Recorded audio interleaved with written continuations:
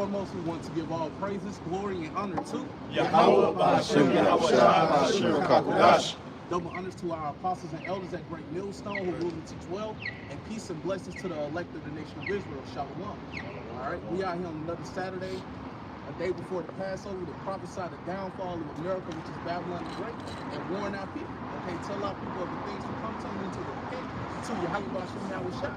So without further ado, this is 2 Chronicles chapter 36, verse 15. And the Lord power of their fathers sent them by his messengers, rising up betimes. That's right, rising up betimes, meaning rising up early. Who are the messengers? The prophets. All right, the prophets are the messengers. All right, continue. Rising up betimes and sending, because he had compassion on his people. That's right, because he had compassion on his people. By the mercy of the Lord sent the prophets to warn our people, the so-called Negroes, Latinos, and Native Americans, which are the Hebrew Israelites. Right? All right, tell you to turn away from the wickedness, tell you the things to come. All right, tell you everything that's necessary for your salvation. Right? All right, continue. And on his dwelling place. But, verse 16, but they mocked the messengers of the Most High. That's right. That's the spirit that a lot of our people are in these times as well, man. They want to make fun of the prophets. They want to mock us, man. They want to come up, scoff, and want to be in the spirit of debating, man. All these things are unprofitable unto their salvation, man. All right, so we see that with our people until these times as well. But they mocked the messengers of the Most High and despised his word. That's right, and despised his words. And we see that every day amongst our people, man, despising the words of the Lord, man. But they come against us like we're coming out our own mouth just saying what it is that we want to say. No, we're speaking the words of Yahweh. And a lot of our people have a problem with it, man. But that's going to lead to their destruction. You got that out? Yep. This is Proverbs 13 and 13. It says, whoso despiseth the word shall be destroyed. That's right. When you despise something, you look down upon it, you hate it. All right? So that's the spirit that 2/3 of our people are in. They despise the words of Yahweh. So that's going to lead to their destruction. You continue on. But he that feareth the commandment shall be rewarded. That's right. And the ones that truly fear the commandment of Yahweh, the elect of the nation of Israel, they will be rewarded. Ultimately, they will live out of this place. Right? All right? Receiving the kingdom. You got it, right? Continue on. 2 Chronicles chapter 36, verse 16. But they mocked the messengers of the Most High and despised his words and misused his prophets. That's right, and misused his prophets, man. All right, we see that until this day, man. Our people are prophesying things, well, the false prophets are prophesying things that's completely contrary to the scriptures, saying things out of their own heart. All right, they're completely misusing the prophets of Yahweh Shah. Like I mentioned earlier, they want to come up debating, they want to come up scoffing, they want to speak about what we got on. All right, when they should be receiving the words that we're saying to them. Until the wrath of the Lord arose against his people, till there was no remedy. That's right, man. So the ones that refuse to hearken, ultimately you're going to get destroyed, man. We understand judgment will give you without people, man. Pursuant to 1 Peter 4:17, man. For judgment was given at the house of the Most High. Roughly paraphrasing, man. It was that know the Israelites. It's a great responsibility knowing the things that you know, man. Knowing what's coming from the knowing who you are, knowing your enemy is, man. All right, this information not just for you to hold for yourself, man. It's very pivotal for you to express and tell our people all the things that you know, man. Because now you're held accountable. Yep. You're held accountable. That's right. Yeah, real quick, Isaiah chapter 65 and verse 12. Therefore I will number you to the sword, and you shall all bow down to the slaughter. That's right. We see that our people are being numbered unto the sword, man. All right, the ones you like we just went into, man, that's refusing to hearken to Yahweh. You're getting led into destruction, man. And during the time of Jacob's trouble, we're going to see it, man. It's going to get very brutal out here, man. Dead bodies throughout the streets, man. We understand these things are coming. We know that's Yahweh that's numbering you unto the sword, man. Okay. You got it. It says, because when I called, ye did not answer. That's right, man. We see that the Lord is calling. The Lord is calling right now, man. Why you think that we out here making our bodies a living sacrifice pursuant to Romans 12 chapter, man? We're not doing this for no reason, man. This is the Lord calling out unto you, man. Stretching forth his hand. You got it. When I spake, ye did not hear, but did evil before my eyes. That's right. We see that our people are doing evil, man. Refusing to come back to Yahweh, calling on these idols, calling on these false gods that can't, save them, that's not living. All right, we're calling on the true living power, man. All right, this morning. A little bit. Yep. And did choose that wherein I delighted not. That's right. They choose that where not the light is. All right. And I see that to this day. Man. They'll rather fill up these harlot houses. All right. Follow the ways of the oppressor. All right. All these things is going to lead to their destruction. And these things are not pleasing in the sight of Yahweh Shai. All right. And at the end of that, what the brother brought out, could you read that very end of it? Con. It says, and did choose that wherein I delighted not. You got a lot of jakes right now that are choosing it and doing things that the Lord delight in, with the very things that they coming up against the apostles and elders saying. That's right. That the Lord is not delighted in you scattering the sheep. That's right. You got that out. This is Luke chapter 12, verse 49. I am come to set fire on the earth. That's right. Who is coming to set fire on the earth? Our Lord Yahweh Shai. Okay, we understand what our Lord Yahweh Shai, what he's going to do. He's going to return with the and it's going to be those laser beams that cut straight fire that's going to come from those chariots, man. All right, you got it. And what will I if it be already kindled? That's right. And what will I if it be already kindled? And we see that it's already kindled, man. All right, we're seeing all these things, the calamities, that's going on throughout the earth. These wildfires, these earthquakes, these train wrecks, all right? We understand that all this is judgment of Yahweh Shai. The Lord is stirring the pot, man, all right, before he returns, all right? So we understand, man, there's going to be a lot going on, man. Martial law is going to be declared before the Lord returns. The military is going to be within these cities, man. We know that the armies of the earth, they're going to be gathered together over there in the Middle East, man, fighting against each other, man. There's going to be a lot going on before the Lord even returns, man. All right, and even when he do return, what he's gonna do, he's putting a lot of people to death, man. All right, and we know when he returns, he's coming from the east. What he's gonna do, destroy the armies of the earth that's over there, man. Somebody want to hold Joel, the 3rd chapter, you can that Jeremiah 16. Yep. This is Jeremiah 16 to 16. Yep. Behold, I will send for many fish. That's right, man. That's exactly what we're doing right now, man. We just mentioned, the things to come, but right now we're in the period of still fishing, man. Fishing for the elect. All right, we're casting that net. We understand that some gonna be good and some gonna be bad, man. But we know that ultimately these words for the elect of the nation of Israel, the ones that's gonna actually receive it, man. All right, you got it. It says, behold, I will send for many fish, saith Yahweh. That's what we're doing right now. The prophets are fishing. All right, fishing for the elect. You got it.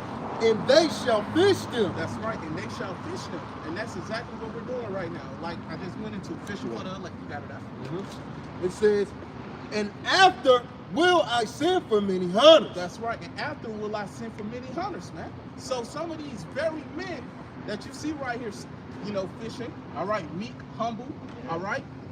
Some of us is going to become hunters in that time, man. In the times to come, during the time of Jacob's trouble, man. All right, and we also know that it's going to be a standard that's going to be lifted for the elected nation of Israel. So you damn devils, you're not going to have your way with the elect, pursuant to Isaiah 59 and 19. And they shall hunt them from every mountain. That's right, man. Very soon we're going to become hunters, man. All right, and we know that mountains represents large governments. And from every hill. Yeah, and the hills represents smaller governments. And out of the holes of the rock. That's right, out of the holes of the rock. And so we understand that these very same men that you see right now fishing are going to become hunters, and we know that a lot of you will. Yep, so long. No, I was going to say. Yep. You got it. Yep. Now you're good. Yep, like I was going into, we understand that there's going to be certain elites that's going to be looking to hide out during the time of Jacob's trouble, trying to escape the destruction. But we understand, man, they're going to get grabbed out of wherever they hiding at, man. Right. So we understand that you can't escape the judgment of Yahweh Shai. You got your This is more spiritual power. This is Luke chapter 10, verse 19. It reads, behold, I give unto you power to tread on serpents and scorpions, and over all the power of the enemy, and nothing shall by any means hurt you. Verse 20, notwithstanding, in this rejoice not that the spirits are subject unto you, but rather rejoice because your names are written in heaven. And Yahweh was speaking this to his disciples. All right, but it's more so for the elect in these houses living in right now. If we be of that number or reading the book of life, being those that are predestined and preordained to be delivered, we would be given power in these last days, man. Whether there's power of destruction or whether there's power of healing, power is coming to the Lord's servants who are Israelites. That's why we gotta continue to be patient, man. All right, we can't be in the spirit of being hasty. All right, like I'm so sick of the devil taking up arms. No, man, because we understand that vengeance belongs to the Lord, man. So, matter of fact, we can have Romans 12. Yeah, just kind of in that spirit, that hasty spirit, trying to force the hand of Yahweh Shai. He saw the powers of Yahweh Shai, and he thought, if I put him in a certain situation, this will force Yahweh Shai to come against the wrong government. And Yahweh Shai was that, hey, he can land this land. That's right.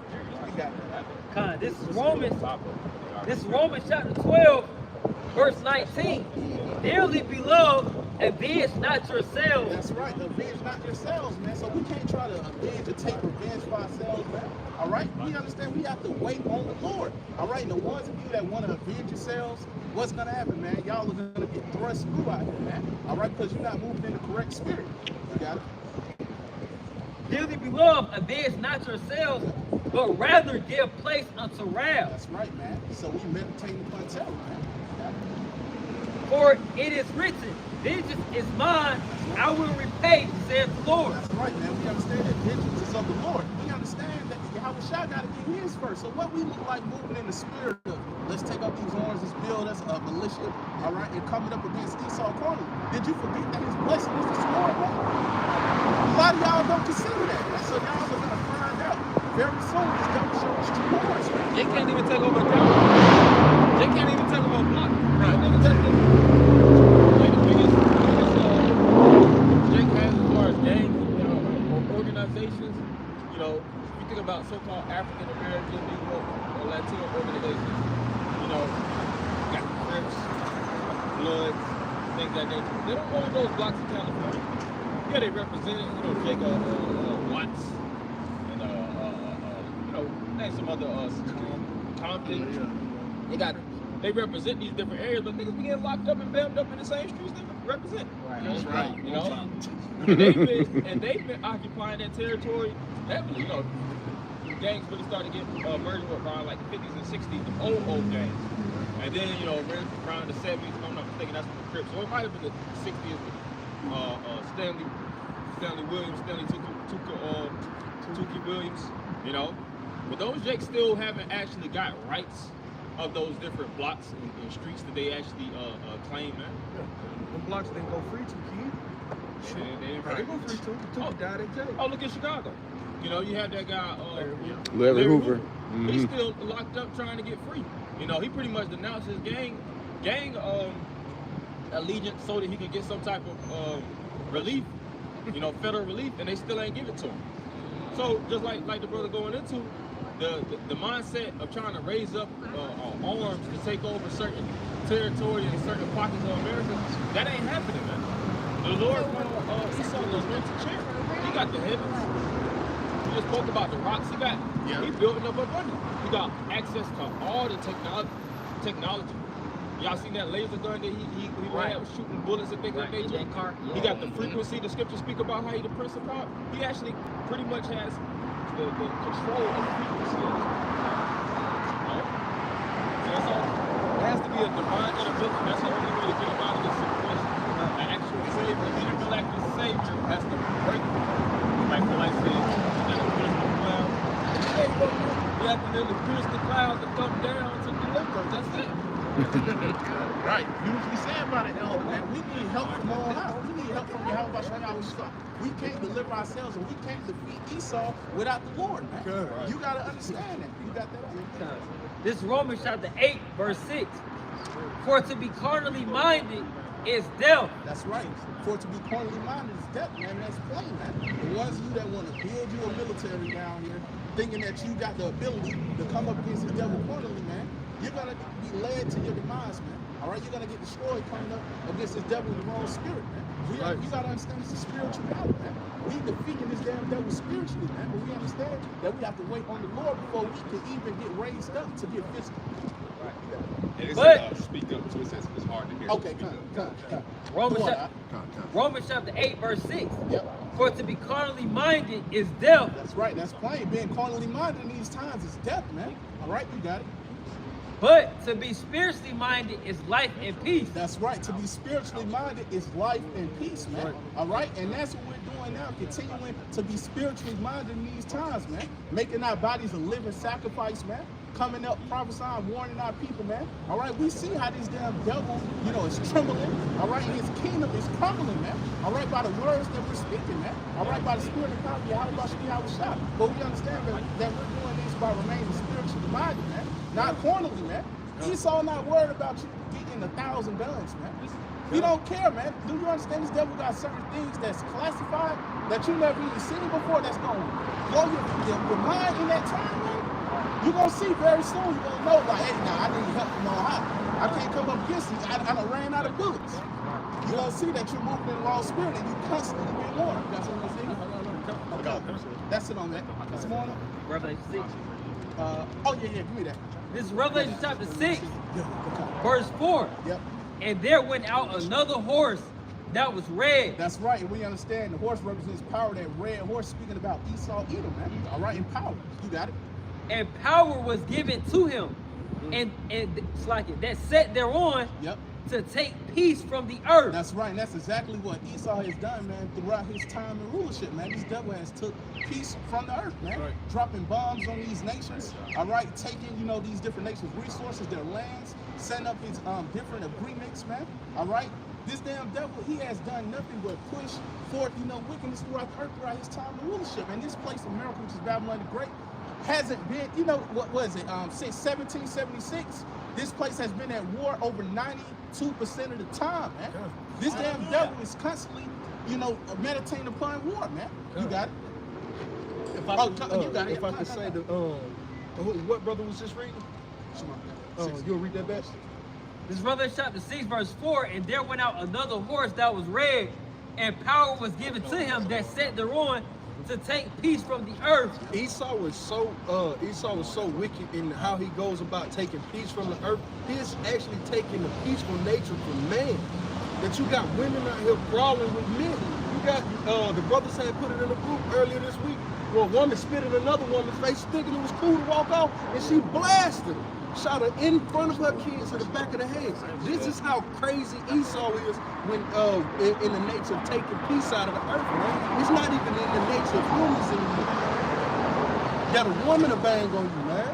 That's how wicked of a society this guy's pushing, man. That the women, the most fragile creature on the planet Earth, the most scariest individual is out here banging on people now, man.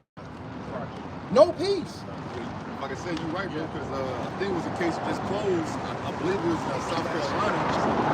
I think that was like murder or something like that. He just got consecutive life sentences for killing his wife and his son. Yeah. Got 700 years, didn't he? Damn. See, but this what goes on when the wicked is in rulership, man. You got it. Oh, and then Esau will promote these foods, and he know it has adverse effects. When you take a lot of minerals out of the food supply, it has adverse effects on the brain, man. Heavy metals. Those, heavy metals and things of that nature.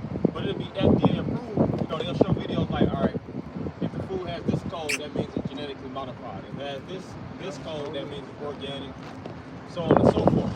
You know, Esau doesn't actually try to take artificial products out of the system. If anything, he try to put more artificial products within the system. And then he wonder why you have these 15, 16-year-olds that want to turn into shooters, what do they call them? Shooters, active shooters overnight. Yeah. You know, buying ghost guns on the internet, putting the whole gun together.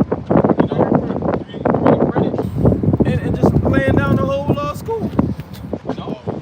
But that's the type of energy that this man is putting out. You know, he controls both sides. Right. You gotta think. Diet. When you study our diet, you understand the foods that we eat typically. They're what's the word I'm looking for? More docile, softer animals. We're not out here eating aggressive ass animals too. So then you got your people out here eating pig and shark, and octopus, turtle, eating a lot of diet alligator. And then I was thinking about this. What about the fact that Esau been eating flesh in your food, bro? What's the effects of that on human psyche?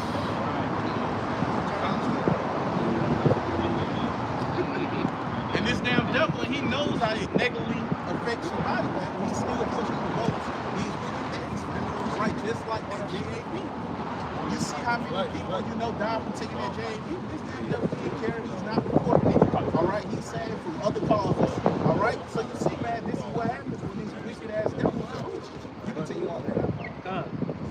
And that should kill one another, and there was given unto him a great sword. That's right, and that's what a lot of our people miss out on. They don't understand that there was given unto him a great sword, man. The blessing that was given to Esau was the sword from his father Isaac. All right, you see, in these times, this damn devil, all right, has advanced his technology, and he has ICBMs, missiles that's capable of going from a continent to another, on top of other various weapons that Esau has, man. But y'all don't understand that. Y'all think that it's an even playing ground, man. It's not even. That's his blessing. Yeah. We gotta understand. We have to depend on our power. Y'all shot. All right, not coming up corner. And if they don't believe that, they just think nothing will happen.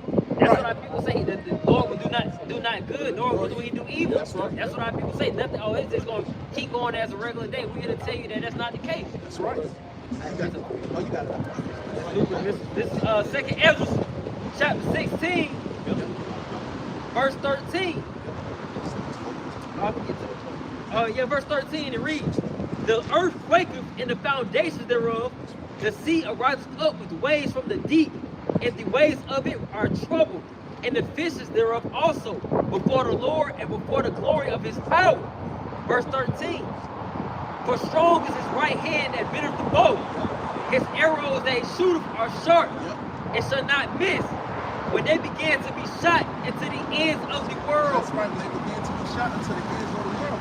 We understand that the Lord, he sent it these plagues. But we know that ultimately, the missiles gonna be sent, man. All right, from one side of the earth and to the other, man. That's why scripture go to about the earth shall reel to and fro like a drunkard, man. What's gonna cause that? Missiles. All right. You got that? Oh, slack. Finish off. Verse 15. Yep. Oh, verse 14.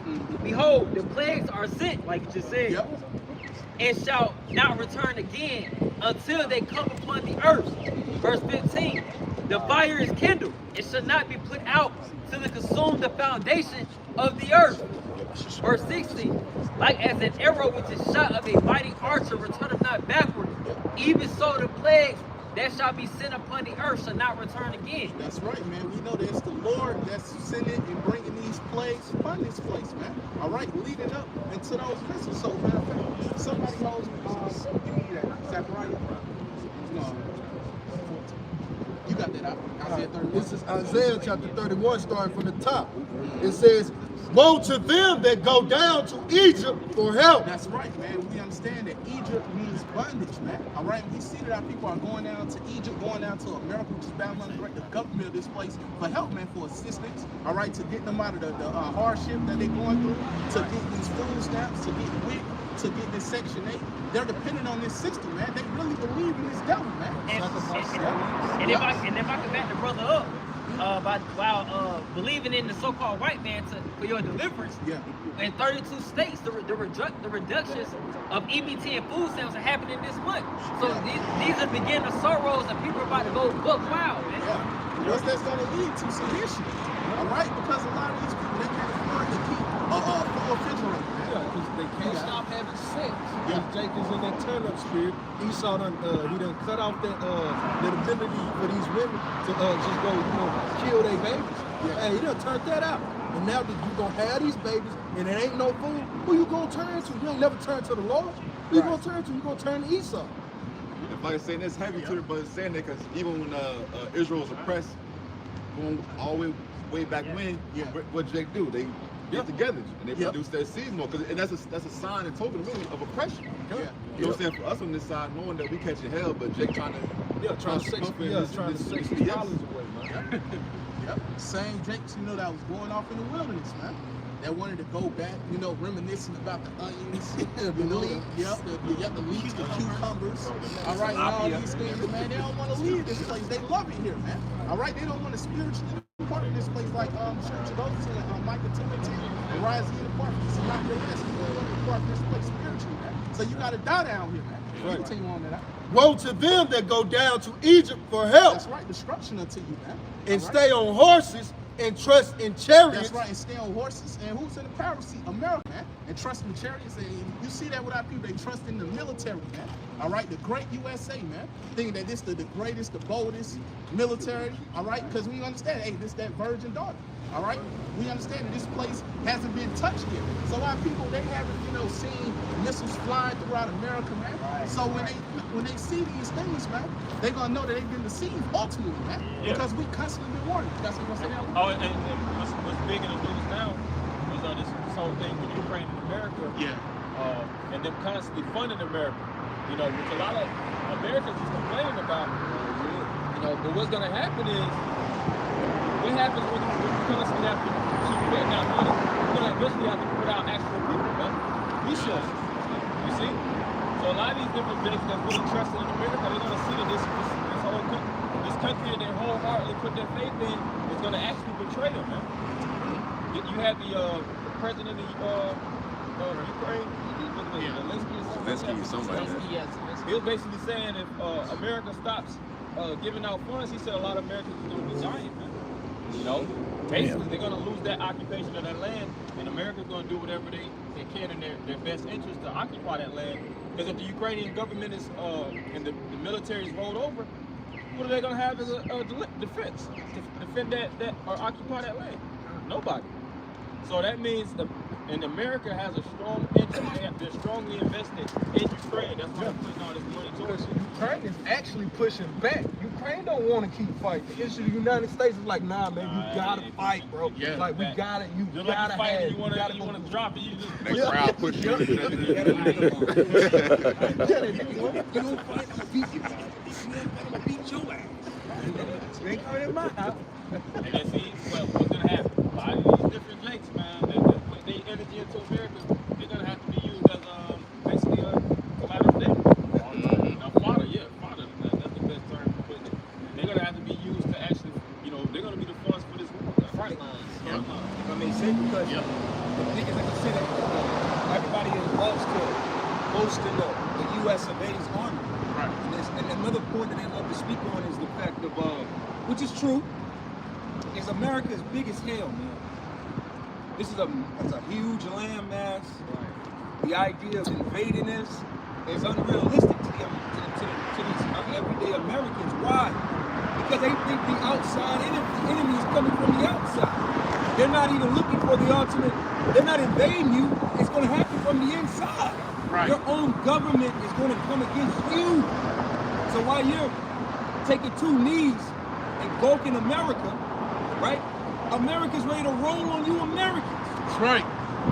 You thought how they treated Afghanistan, the Afghanistan people, the citizens of Afghan and Libya and Iran and Yemen and Ukraine, keep naming the countries in which you've seen them just steamroll.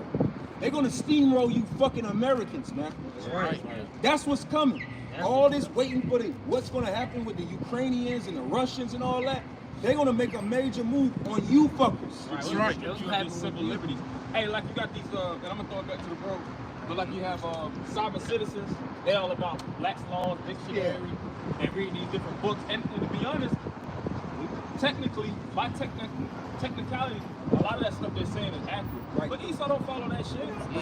He's not upright. He's not even, his laws are to keep him down. Now Jacob do their studying and actually, dividing the context and whatnot, going in depth with the context, and they'll see all kinds of schisms within it. Whether it's mortgage, whether it's auto loan, whether it's actually having a license, a lot of stuff they'll look up and they'll say technically you're not supposed to have it under this God codes or whatnot. Yeah. But at the end of the day, Esau is going to play illegal. He's going to do certain things to take away his civil liberty. That's why they're going to hate the whore. Your so-called freedom to assemble, your freedom of speech, you're losing. Those things are slowly being stripped, and they're starting out with these celebrities, man. Right. And making them a public image that really doing defamation of character. That's what they're faming them for this freedom of speech and taking their actual privileges as a person. Like you said, transfer alienation, and it's going to trickle down onto the common American male and female citizens. I'll bring this up. 12, verse 13. Who will pity a charmer that is bitten with a serpent, or any such as come near wild beasts? Okay. Because who's going to pity these people when the Lord has already sent out his message, man? He sent forth this prophet. He's put forth this word. He's showing you and his signing his works. I was just at the doctor taking my son because he had a fever, man. The nurse even came out and said, man, you need to start getting with these natural stuff. And I'm like, I'm following along with it like I don't know or whatever, because she was saying, yo, these dudes is trying to kill us. Why would she say that, man? Because she understands. But who will pity a guy if you understand this about the guy? Why would you take that juice? And I know she took it because you're still nursing. Yeah. Most of them took it. So who will pity a person like that, man? So they can't say that type of stuff either. God. Getting to the end where they come out more and more and say, yeah, you should take natural this, natural that. Yeah. They pushing that a little bit more, but the scripture's always been saying that, though. Yeah, but yet people are still steady lining up for this guy, even though you got you got all of these, you got the sudden death phenomenon. But yet people are still going to, for some reason, Esau's going to cause something to come about, and he's going to have these people demonstrate that they're going to actually take the chip, man. Who will pity you? You might as well just put your faith in the Lord now. So, the jab, fam. Why would this succeed? Right. Like the brother Yaakov made excellent point, some camps ago, about how that JMB was like a pop quiz, all right? And a lot of these people felt the pop quiz because that real test is when that RFID chip, which is the MOTV, is made mandatory, man. Right. A lot of y'all, y'all folded when you could have went, if your job was talking, BS, you could have listened to y'all. We were able to still, work, take care of our families, provide for ourselves during that time and during the pandemic. All right, but a lot of y'all folded. So how much more we actually mandate something? When this system collapsed, man, when this dollar collapsed, and you have to buy and sell by way of using that RFID hit, man. He got y'all people in the bag already, man. All right, and we're constantly warning you, and the ones that set up, the fail, man, we can't pull you out of it, man. All right, but we got to continue to push this word out and let our people know what's coming, man. All right, whether they hear from there, because we know to Thursday, listen, that's it. Look at that. This is Ezekiel chapter 38, verse 1. And the word of the Lord came unto me, saying, Son of man, set thy face against God. That's right, we understand that God is speaking about Russia. You got it.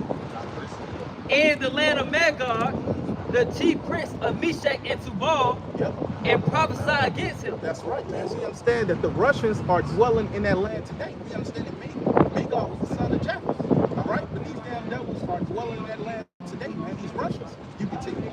Verse 3. And say, thus saith the Lord power, behold, I am against thee, O God. That's right. Behold, I am against thee, O God. Okay? Even though we always speak about Russia coming up against America and them, boasting their military equipment and all these different things they're on, we understand, man, that the Lord's against you as well.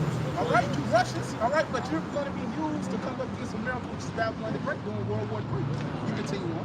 The chief prince of Meshach and Tubal, verse 4. And I will turn thee back and put hooks into thy jaws. That's right, and we understand that it's the Lord that's stirring up the hatred in these Russians putting them back in their USSR spirit to come up against America, which is Babylon the Great. We understand this. I just go to Proverbs 20:21. All right, the king's heart is in the hand of the Lord. He wouldn't say where the heart in the Hebrew is live. All right, which is God. So we understand that's the Lord that controls the mind. You got a century. And I will bring thee forth in all thine army, horses and horsemen, all of them clothed with all sorts of armor, even a great company with bucklers and shields, all of them handling swords. That's right, all of them handling swords, man. And we see, like I just mentioned, man, they're constantly posting for their military, advancing their military equipment, all right, going to specific areas, strategically preparing for this next World War, World War III, the Third War. So we see that they're preparing for the war to come, man. You got it? Verse 5. Persia, Ethiopia. That's right. It says Persia, all right? And we understand that that's Ezekiel 38, verse 5. Persia, Ethiopia. Persia speaking about Edomites. You say Ethiopia. Ethiopia is speaking about the Cushites. And Libya with them. Libya is speaking about the so-called North Africans. They're going to be with Russia. You continue on. All of them with shield and helmet. Verse 6. Gomer, and all his bands. Gomer is speaking about Turkey. Okay, we understand that Turkey recently had relations with America, which is Babylon the Great. All right, still do. But we understand that Turkey is going to come up against America, which is Babylon the Great, during World War III. Right. All right, you got it. And all of his bands, the house of Togarmah of the north quarters, and all of his bands, many people with thee. Verse 7, be thou prepared, and prepare for thyself. That's right. We see that they're preparing for war right now, man. All right, you got it. Thou in all thy company, thou art assembled unto thee, and be thou a guard unto them. That's right. We got a guard unto them. So we understand that Russia is going to be a guard unto these different nations, man. All right, to come up against America, which is Babylon the Great, during World War II. Verse 8, after many days thou shalt be visited. In the latter years thou shalt come into the land that is brought back from the sword and is gathered out of many people. That's right, the land that's brought back from the sword is speaking about the land of Israel. That's right, you continue. Against the mountains of Israel, which have been always waste, but it is brought forth out of the nations, and they shall dwell safely, all of them. That's right, because we understand that, you know, after this next World War, well, let me say it like this. We know that during World War II, not only will America, which is Babylon the Great, be destroyed, but we know that missiles will hit the land of Israel as well, man. But the difference is that land is going to be built back up again, man. All right? And we will be able to dwell in that land, man. All right? We're going to go back into our land, but we understand the Lord is going to put us in our land. All right? I got that precept. Oh, you got The land of Israel. Yep. This is Ezekiel chapter 38, verse 19. Yep. For in my jealousy and in the fire of my wrath have I spoken. Surely in that day there shall be a great shaking in the land of Israel. Yeah, like the brother just mentioned. Because the true people of that land are not there right now. The Lord's about to judge that place. It's just that simple, man. Those people in that land right now are pretending to be us. All right? And so great judgment is coming. And this is all predestined already. So that great judgment is awaited to happen. And it's going to happen in the midst of World War III, as the brother mentioned. That's right. Continue. This is Ezekiel chapter 38, verse 9. Thou shalt ascend and come like a storm. Thou shalt be like a cloud to cover the land. That's right. So we know that the head of Russia, all right, which we know could be Vladimir Putin, all right, is going to lead them to come up against America, man. You got it. Thou and all thy bands and many people with thee. Verse 10. Thus saith the Lord power. It shall also come to pass that at the same time shall things come into thy mind. That's right. Shall things come into thy mind? Come into the mind of who? The leader of Russia, man. All right, you got it. You got to remember, like I just mentioned in Proverbs 21:1, we understand the king's heart is in the hand of the Lord. But for paraphrase, so it's the Lord that's orchestrating all of this, man. That's in control. You got it. It shall also come to pass that at the same time shall things come into thy mind, and thou shalt think an evil thought. That's right. What's that evil thought going to be? Press the button. Right. Send missiles to America, which is Babylon the Great, to destroy this place, man. Right. All right? That's going to be that evil thought. So no matter if they don't want to do it, the Lord is going to make them do it. Exactly. Because the Lord is in control. That's right. You got it. Verse 11. And thou shalt say, I will go unto the land of the unwalled villages. That's right, the land of unwalled villages. We understand that's speaking about the land of Israel and America, which is Babylon the Great. Man, you had this damn devil Trump, you know, back when he was in office, you know, speaking about building the wall. All right, this damn devil wasn't successful, man. All right, but we understand, just like in the ancient world, it was walls that was surrounding cities, and it's tired, man.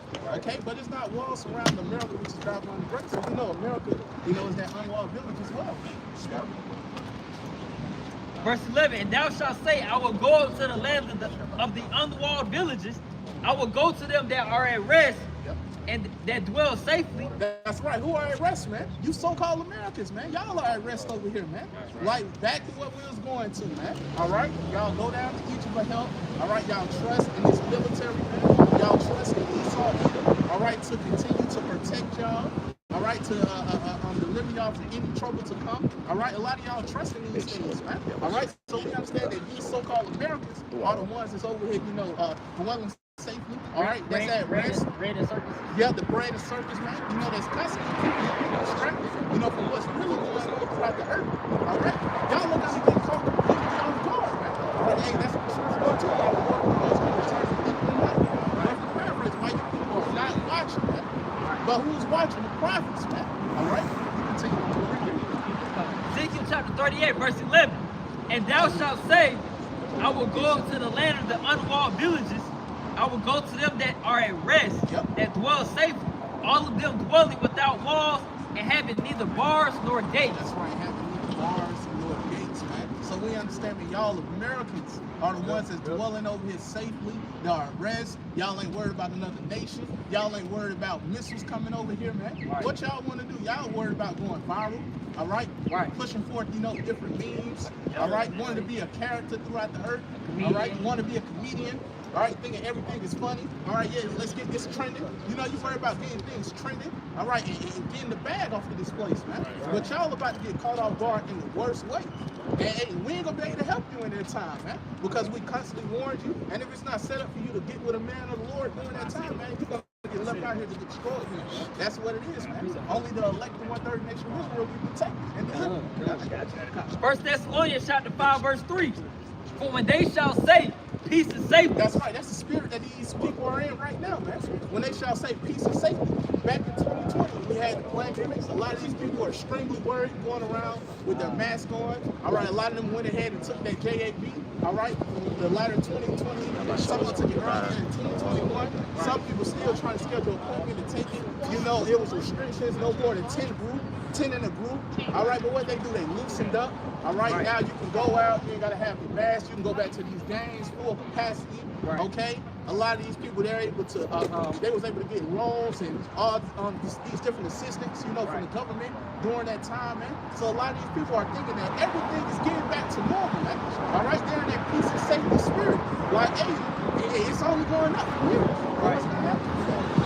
For when they shall say peace and safety, then sudden destruction comes upon them as travail upon a woman with child, and they shall not escape. And they shall not escape. So then that sudden destruction, because we understand that any day now, this thing can pop off, man. Right. And y'all have not been preparing, man. Your spiritual resume is completely blank, man. You don't even got your name on it, man. All right? Y'all are through, man. All right? Because like we just mentioned, man, it's going to pop out any day now. This dollar going to collapse. You understand? It's going to be more and more restrictions. This RFID hip is going to be made mandatory, man. Things are going to be moving so rapidly, you people ain't going to even be able to put your head around it, man. That inflation. Inflation, famine. Yep.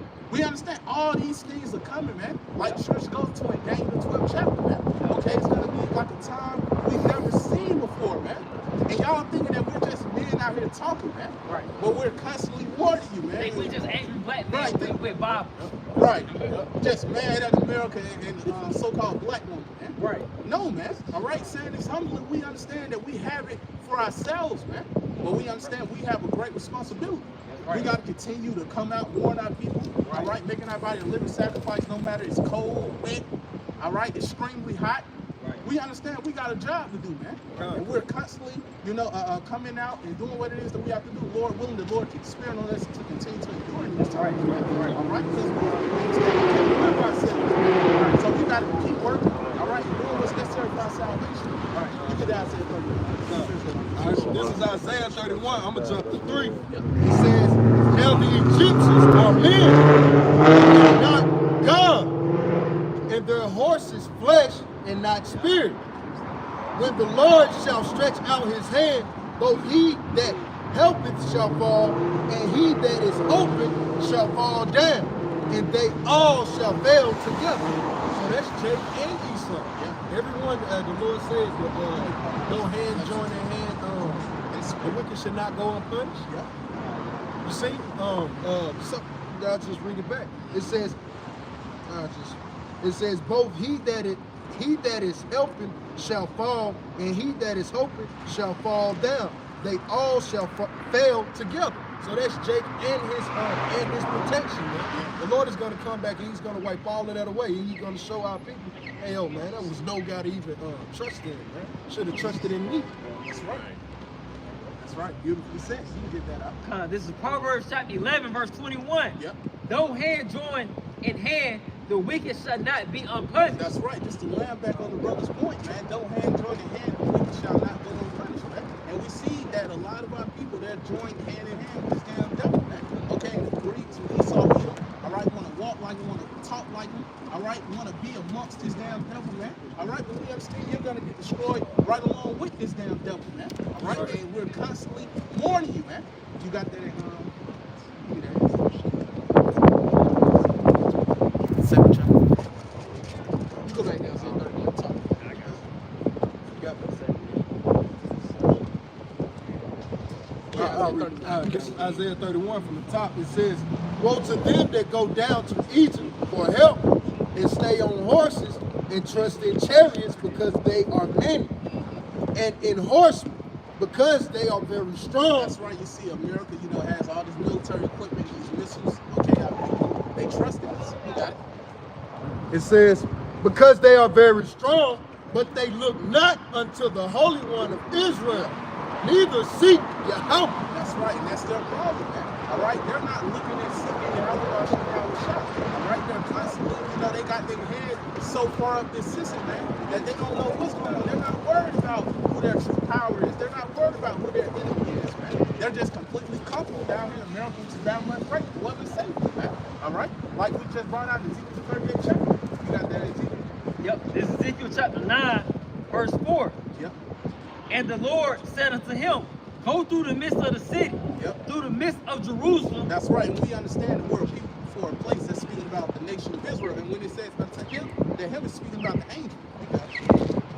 It set a mark upon the foreheads of the men that sigh and that cry for all the abominations that be done in the midst thereof. That word mark in the Hebrew is the law, which means exempt from judgment. How will be placed upon the elect, man. All right, who are the ones that's truly sighing and crying? The elect, man. Lord willing, be a part of them. We call ourselves the hopeful elect. We understand the men of the Lord are the ones that sign and cry, man. All right? You see, we're signing and crying right now, man. All right, for all the abominations that we've done thereof, man. All right, we're tired of their level ruling in the communities, pushing forth his unrighteous decrees, pushing forth GMOs, pushing forth his wicked philosophy, his homosexuality, pedophilia, bestiality, feminism. All right, we're tired of all these things, man. Still polluting the earth. All right, all these things are coming about from the so-called white man. All right?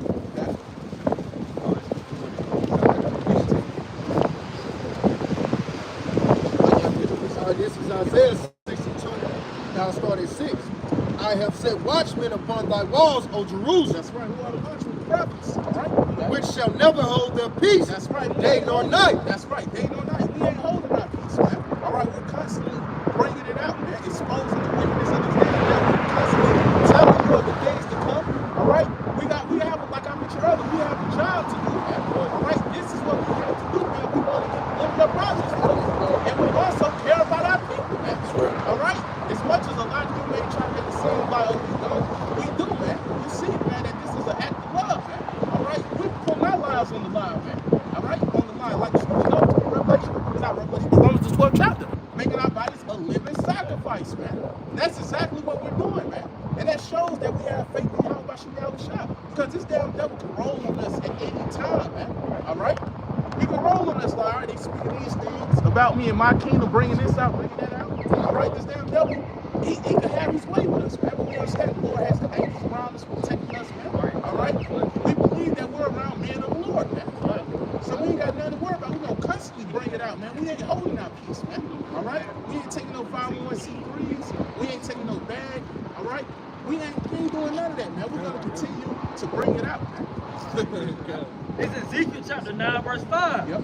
And to the others he said in mine hearing, go ye after him through the city, and smite. Let not your eyes spare, neither have ye pity. Yep, that's right. Let not your eyes spare, neither have ye pity, man. No mercy. That's what's coming upon the ones that's not going to have that mark that it speaks about Ezekiel 9 and 4. All right, which is the word in Hebrew, which means exempt from judgment. All right, you continue. You're going to get destroyed. And like the brother mentioned, being exempt from judgment, that's exactly what we're looking to be during this time of the Pesach, during the time of the Passover. Yes. We're looking for the Lord literally to pass over us while he's committing judgments upon the earth. You know? That's right. This is Ezekiel chapter 9, verse 6. Slay utterly old and young. That's right, man. Old and young.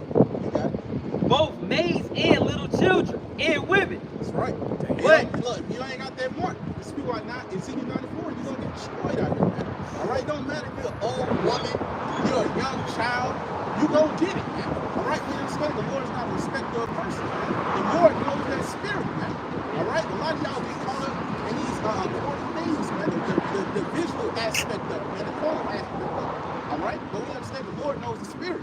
You got it? But come not near any man upon whom is the mark, and begin at my sanctuary. But come not near any man upon whom is the mark. Roughly paraphrase, so we understand, that's protection right there, man.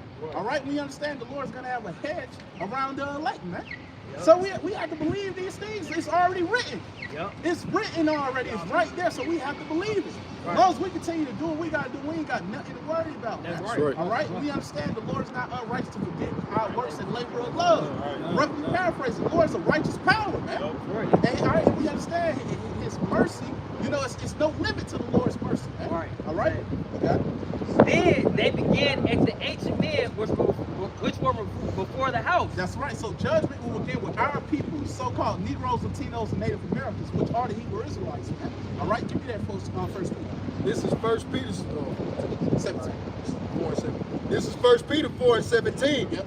For the time has come that judgments must begin at the house of Yahweh by Hashem Yahushua. That's right. So we understand that judgment will begin at the house of the Lord, man. Okay? We understand that that's speaking about the so-called Negroes, Latinos, Native Americans, which are the Hebrew Israelites, man. Judgment will begin with our people, man. All right? And it's specifically these different camps, the ones of you that know that you're Israelites, man. Okay? Because we understand a lot of you have blood on your hands, man. All right?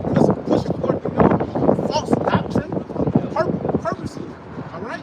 We understand, man, that you got a lot of blood on your hands, man. All right? That's why Romans 16 to 17 about Mark Miller, you know, they call vision. Roughly paraphrasing that. All right? And that's exactly what we're doing, man. You got it? Yep, Scopeo. Well, it goes to Luke. All right? And we pointed it out, man. Right? You continue on. This is 1 Peter 4:17. Yep. For the time is come that judgment must begin at the house of the Lord. Yep. And if it begin at us, what shall be the end of them that obey not the gospel of Yahweh? That's right. The ones that don't obey the gospel of Yahweh, you're going to get destroyed, man. Simple as that, man. All right? What's that in Ecclesiastes 12 chapter? All right? About fearing the Most High, to keep his commandments, the whole duty of man. And a lot of y'all not doing that, man. So you think that you're going to sneak your way on the cherries, man? No, man. You're going to be left out here to get destroyed right along with the enemy, man. You go to the next verse, verse 18. It says, and if the righteous scarcely be saved, where shall the ungodly in the sinner appear? That's right. And if the righteous scarcely be saved, it scarcely goes into almost not, man. All right? That shows you how bad it's going to be down here, man. And while we're going to have to continue to have faith in Yahweh Shah until the end, man, because it's going to get extremely brutal down here, man. All right? If the righteous scarcely be saved, almost not. That's why Scripture goes into it in Zechariah 13:9 about I will bring the third part through the fire. So what does that mean? We're going to have to go through it as well, man. Lord, we'll be a part of that number. We're going to have to go through the time of Jacob's trouble, the different calamities, our people getting put to death right the streets of the enemy. All right, martial law being declared, military, you know, throughout these streets, here, gunshots, women ravaged, you know, extremely foul smells. It's going to be wild beasts, newly created creatures. All right, all these things going on, man. You're going to have to really have faith in Yahweh Shah in that time, man. All right, it says if the righteous scarcely be saved, almost not, man. So, hey, we're going to be testing this hard. You got it. All right, it says, wherefore let them that suffer according to the will of Yahweh Hashem Yahushua commit the keeping of their souls to him in well-doing as unto a faithful creator. That's right. So we understand that we have to continue to stay in the good graces of Yahweh Shah in well-doing, all right, being brotherly, being charitable, all right, doing all the things that's required of us from Yahweh Shah. So Lord willing, we will be able to stand with boldness in the day of judgment. That's right. And with that said, I'm going to let the next one start to speak.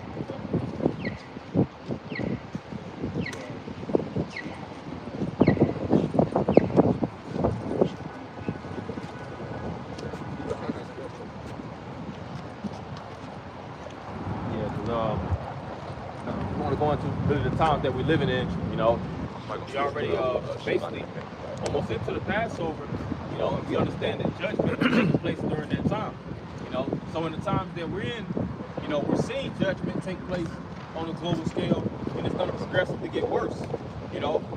And in the midst of those times, gonna receive comfort. That's the catch-22 of it. As we're seeing things collapse, economic collapse, financial collapse, the governments, as you know it, starting to strip you of your civil liberties and strip you of your rights. You know, and as people start to mourn more and more, we're gonna rejoice more and more because we understand that the times that we're living in, and we're living in times of prophecy. You know, just like when Egypt was oppressing the Israelites, simultaneously the Israelites, the ones that was, you know, in the right spirit, they started to grow and wax stronger and stronger throughout the duration of times. You know, now you had, of course, 2/3, you know, as always, that was scoffing at the notion of deliverance, but you had the ones that was gunning tooth and nail for that deliverance, man. You know, you had the two main spies, or not spies, well, they did actually do a spy work, Joshua and Caleb. You know, when they was looking upon the Hamites, and you had some of the men that were saying that basically they were looking like grasshoppers and we couldn't take them down, but you had Joshua and Caleb was like, yo, you know, the Spirit of the Lord with us, we could take over, man. You know, and nonetheless, like I said, as the duration of time progressed, those men grew and waxed stronger in the midst of the battle, man, as well as the you know, certain men that was in league and in conjoined with that same spirit, you know. But like I said, the times that we're living in, a lot of jakes are gonna lose their lives from trying to comply to the ways of Esau, man. You got that? Second 50, I'm gonna start.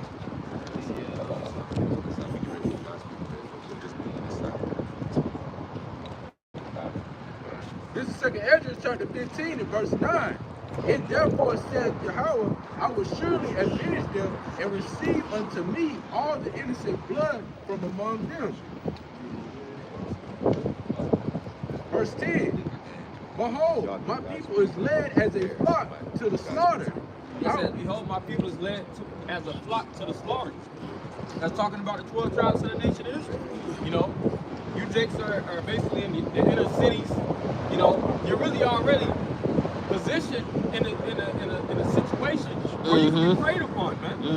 You know, if you look at a lot of these cities, those rural outskirts areas, predominantly those are Edomites that own those major land masses, man. Right. So when SHTF, when shit hits the fan, there's nothing to lock down the metropolitan areas. Right, it's already centralized. It's already centralized. If you look at what do they call it? Like the heart of, you have the saying, the heart of the city. Yep. If you look at each and every city within the United States, which predominantly Jake lives in, the metropolitan areas, which means mother city, it's a circle, man. Yeah, it's called bypasses. Bypasses? Yeah, like when you like 285 is a 285 is a bypass, and then also like you saying, like when you go down to Jacksonville, if you driving through Jacksonville, Florida, capitals, which is I think the largest county in America, some shit like that. The largest, yeah. They have a bypass that takes you off of 95, one of the highways. All the majors, like you said, all the major cities have bypasses. All the major cities. I remember looking out, and you can look on Google Maps, and you can go to each state and go to the capital and start to enlarge it. You're gonna see a circle around it. You're gonna see a circle around it. You're gonna see a circle around it. And those concentrated areas, what's in the middle is Jake, man. Yeah. See, that's everywhere, man. So it says that my people are led as a flock to the slaughter. I will what? I will not suffer them now to dwell in the land of Egypt. See, I will not suffer them now to dwell in the land of Egypt. This is a new Egypt. Hell, you have Memphis. Hey, Salaki, bro, you're right. This is the new Egypt. You got in Illinois, you have a Cairo, Illinois. Cairo, Illinois, Memphis, Tennessee. You see, those different land masses. Oh, you have the pyramids on the back of your dollar bill. Yeah. Right. There's so many indications that this is modern day Egypt. You got the pyramids in Vegas. You got the Sphinx in Vegas. You know, you got the obelisk. You got a lot of different obelisks around the United States. Man. Those are different images and idols that were set up in Egypt. You know, as basically strongholds onto the masses of the people. And what's most importantly is the Israelites basically being in today's the new Egypt, man, serving in bondage, building these, like it says in the time of Exodus, that they built treasured cities, put them in Ramses. Yep. Who built DC?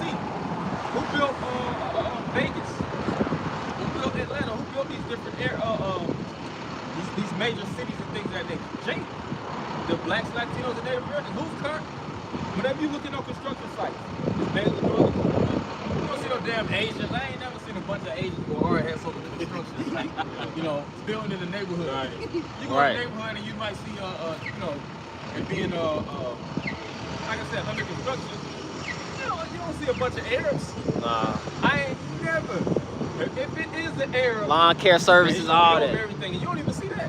Huh? That's what I'm saying. You don't see lawn care service. Yeah, You yeah. don't see none of that lawn care services. That's Jake, man. The blacks, Latinos, and Native Americans. You might see a heap of Northern Kingdom, or the Mexicans and things of that nature, or you'll see Jamaicans. You know, Yep. or you'll see sometimes you'll see some West Africans or Africans. A lot of them is Jake, man. Right. You see, so this is modern day Egypt. The correlation is parallel, man. It's uncanny. But Jake can't look in the past and they don't. What it says, if you don't know your history, then you're doomed to repeat it. Yeah. You know, a lot of Jakes sold their soul pretty much in ancient Egypt, and they're gonna pretty much sell their soul in modern Egypt, man. Keep going. Continuing on, verse 11. But I will bring them with a mighty hand and a stretched out arm. Yep. He said, I will bring them with a mighty hand, which that hand represents power, and a stretched out arm. That's the deliverance. Just like the Lord delivered us from ancient Egypt, He's going to deliver us out of modern Egypt. This is the last of the captivity. You know? We ain't going to have to wake up and labor. You know, you're 9 to 5, you're 9 to 9.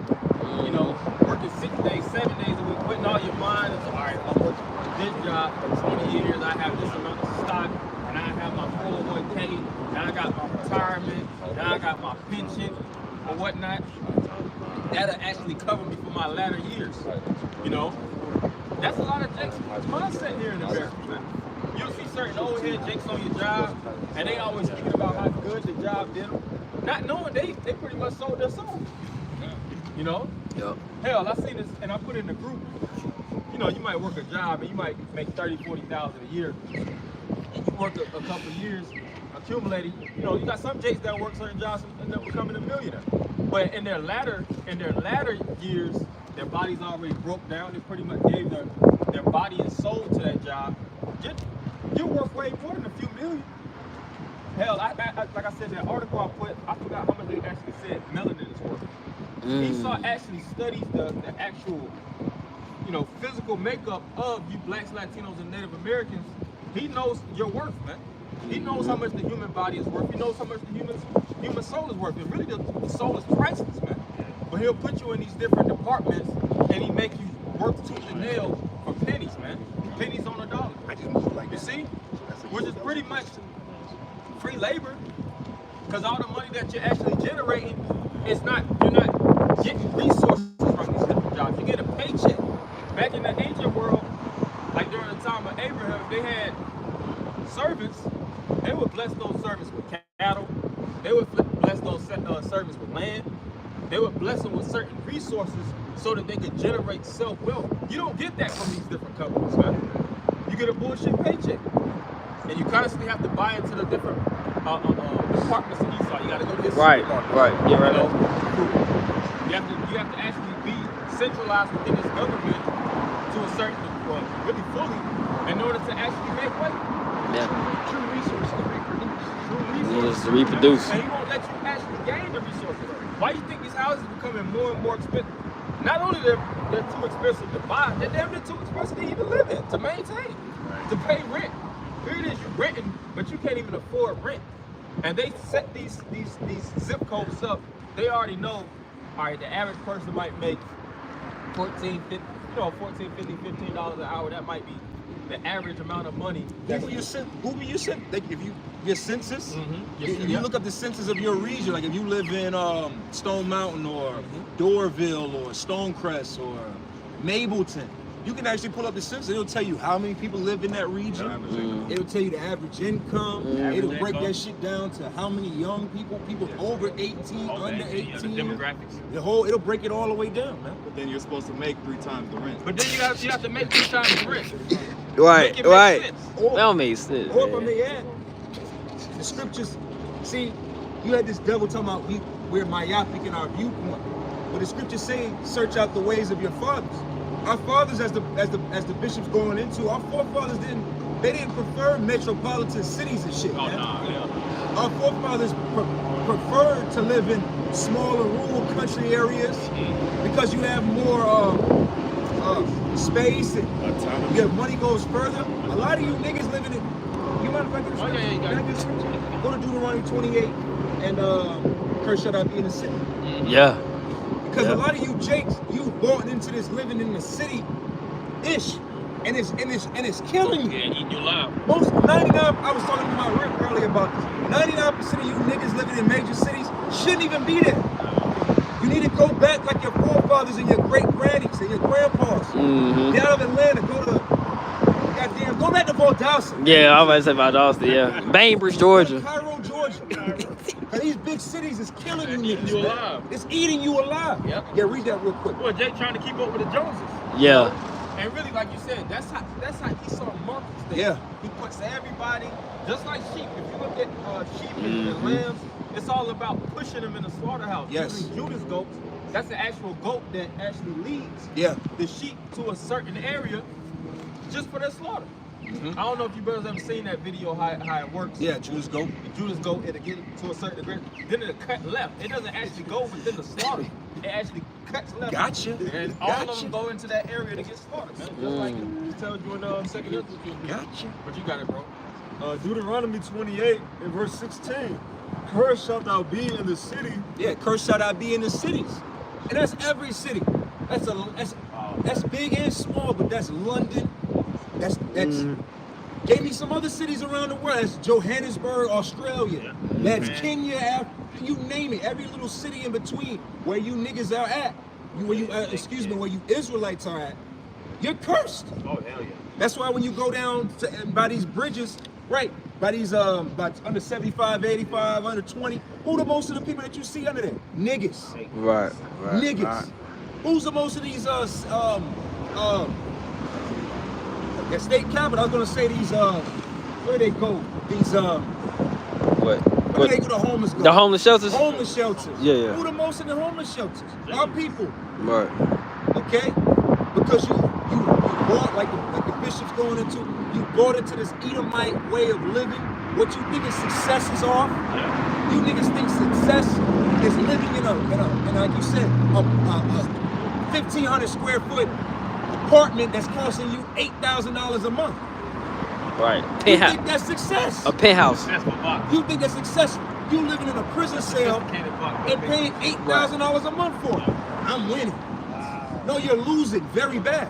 Right. Whereas Esau be living in these little ass cities in the middle of the country. You don't even know where the fuck it is. They got solar panels. And he's living rich, living well. But you guys, I can't. Niggas all on the internet. I can't wait to get to Atlanta. Why? Why? To suffer? You can finish it off and we'll throw it back to you. It says, cursed shalt thou be in the city, and cursed shalt thou be in the field. Oh, but the scriptures tell us that the field is the world. So it's a flip side. These curses gonna be on your ass whether you are in the city or in the country, right? Because see, I was speaking to a brother, and he always speaks on this. A lot of you jakes, you do be in these dilapidated areas of the country, and you ain't got shit. A lot of you niggas ain't got no choice but to work at Hardee's for 40 years. That's all that's there. That's all that's there. Okay? A couple fast food restaurants. Yeah, you know, Shirley's fried chicken. Or you might get one of those jobs that where they have a lot of those different industries. Oh yeah. Oh yeah. Hella factories. Yeah. Factory jobs. Like Yeah. blowing out smoke like no other. Yeah. You know? You know, and even the Northern Kingdom. If you look out west and Midwest and things of that nature, I had seen a video where it was dealing with the Navajo Nation, and it was cursed by cold. And it showed like the Vegas Strip, how all the lights and the things are generating the glitz and glamour. But in the background, what it takes to keep that strip and that whole city generated, it's all that coal. And a lot of those Gadites work in those different coal fields, and they're dying from actually working there. But they don't have no choice, and that's all they got. Coal mines and things of that nature to work, you know. And the actual video was called Cursed by Coal. So those individuals was developing black lung. Yeah. They was developing black lung, and guess what? They was going to the government to actually give them some type of relief, and they wasn't trying to give it to them. So that's why it says, "Cursed be thou in the field, and cursed be thou in the city." Wherever you go, you're going to be cursed. That's why you shouldn't be invested into this world, man. The scriptures speak about fleeing the shadow of this world, because this world doesn't do nothing but promote death. You know? Go back. Oh God, this is 2nd Ezra 15 and verse 11. But I will bring them with a mighty hand and a stretched out arm and smite Egypt with plagues. See that? And smite Egypt with plagues. We remember, of course, the 10 plagues that Egypt has got hit by, and America's gonna get hit with the same plagues, man. You know, when they have the death of the cattle. And if you even look, you have these different videos where it speaks about like strange phenomenons. It'll be animals beaching themselves, or it might be livestock that's just dying off, bees just flying from the sky. The Lord is going to actually accelerate and amplify that to the point where, individuals, they're not going to have an answer. Right. Hell, you just had this article they said that the sun is basically making like a heartbeat. I don't know if y'all see that. It's actually, because you got individuals that do analytics of the sun. Solar flares. They said in one article, it said that basically a piece of the sun kind of broke off. Yes, yeah. You know? But Esau will look at those things, and they measure. The scriptures speak about how Esau measures the time. He looks at these things, and they even have a doomsday clock, but that actually went closer to... It's 90 seconds away. 90 seconds away. So Esau knows that the time of the end is close, man. Doom and gloom is coming, man. You got it. Continuing on. But in the midst of that darkness, there is going to be a way to escape.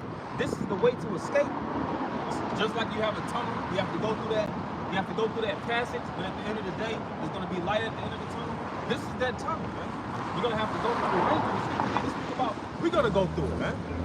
It's not like when everything is collapsing, we're not going to be in the midst of it. The Lord is going to try us too. That's the time of Jacob's trouble.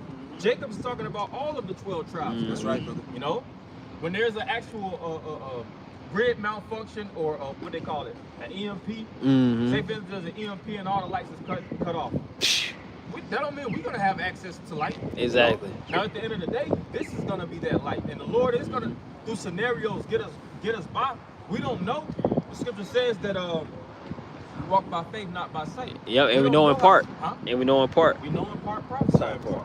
We don't know how this situation is gonna go when everything goes down. You might be a brother with you. You might be a brother that's alone. You might have a unit of brothers. You see, every situation and scenario, and it's written in the scriptures, but it's gonna be a way to escape if we trust in Yahweh Shem Shah.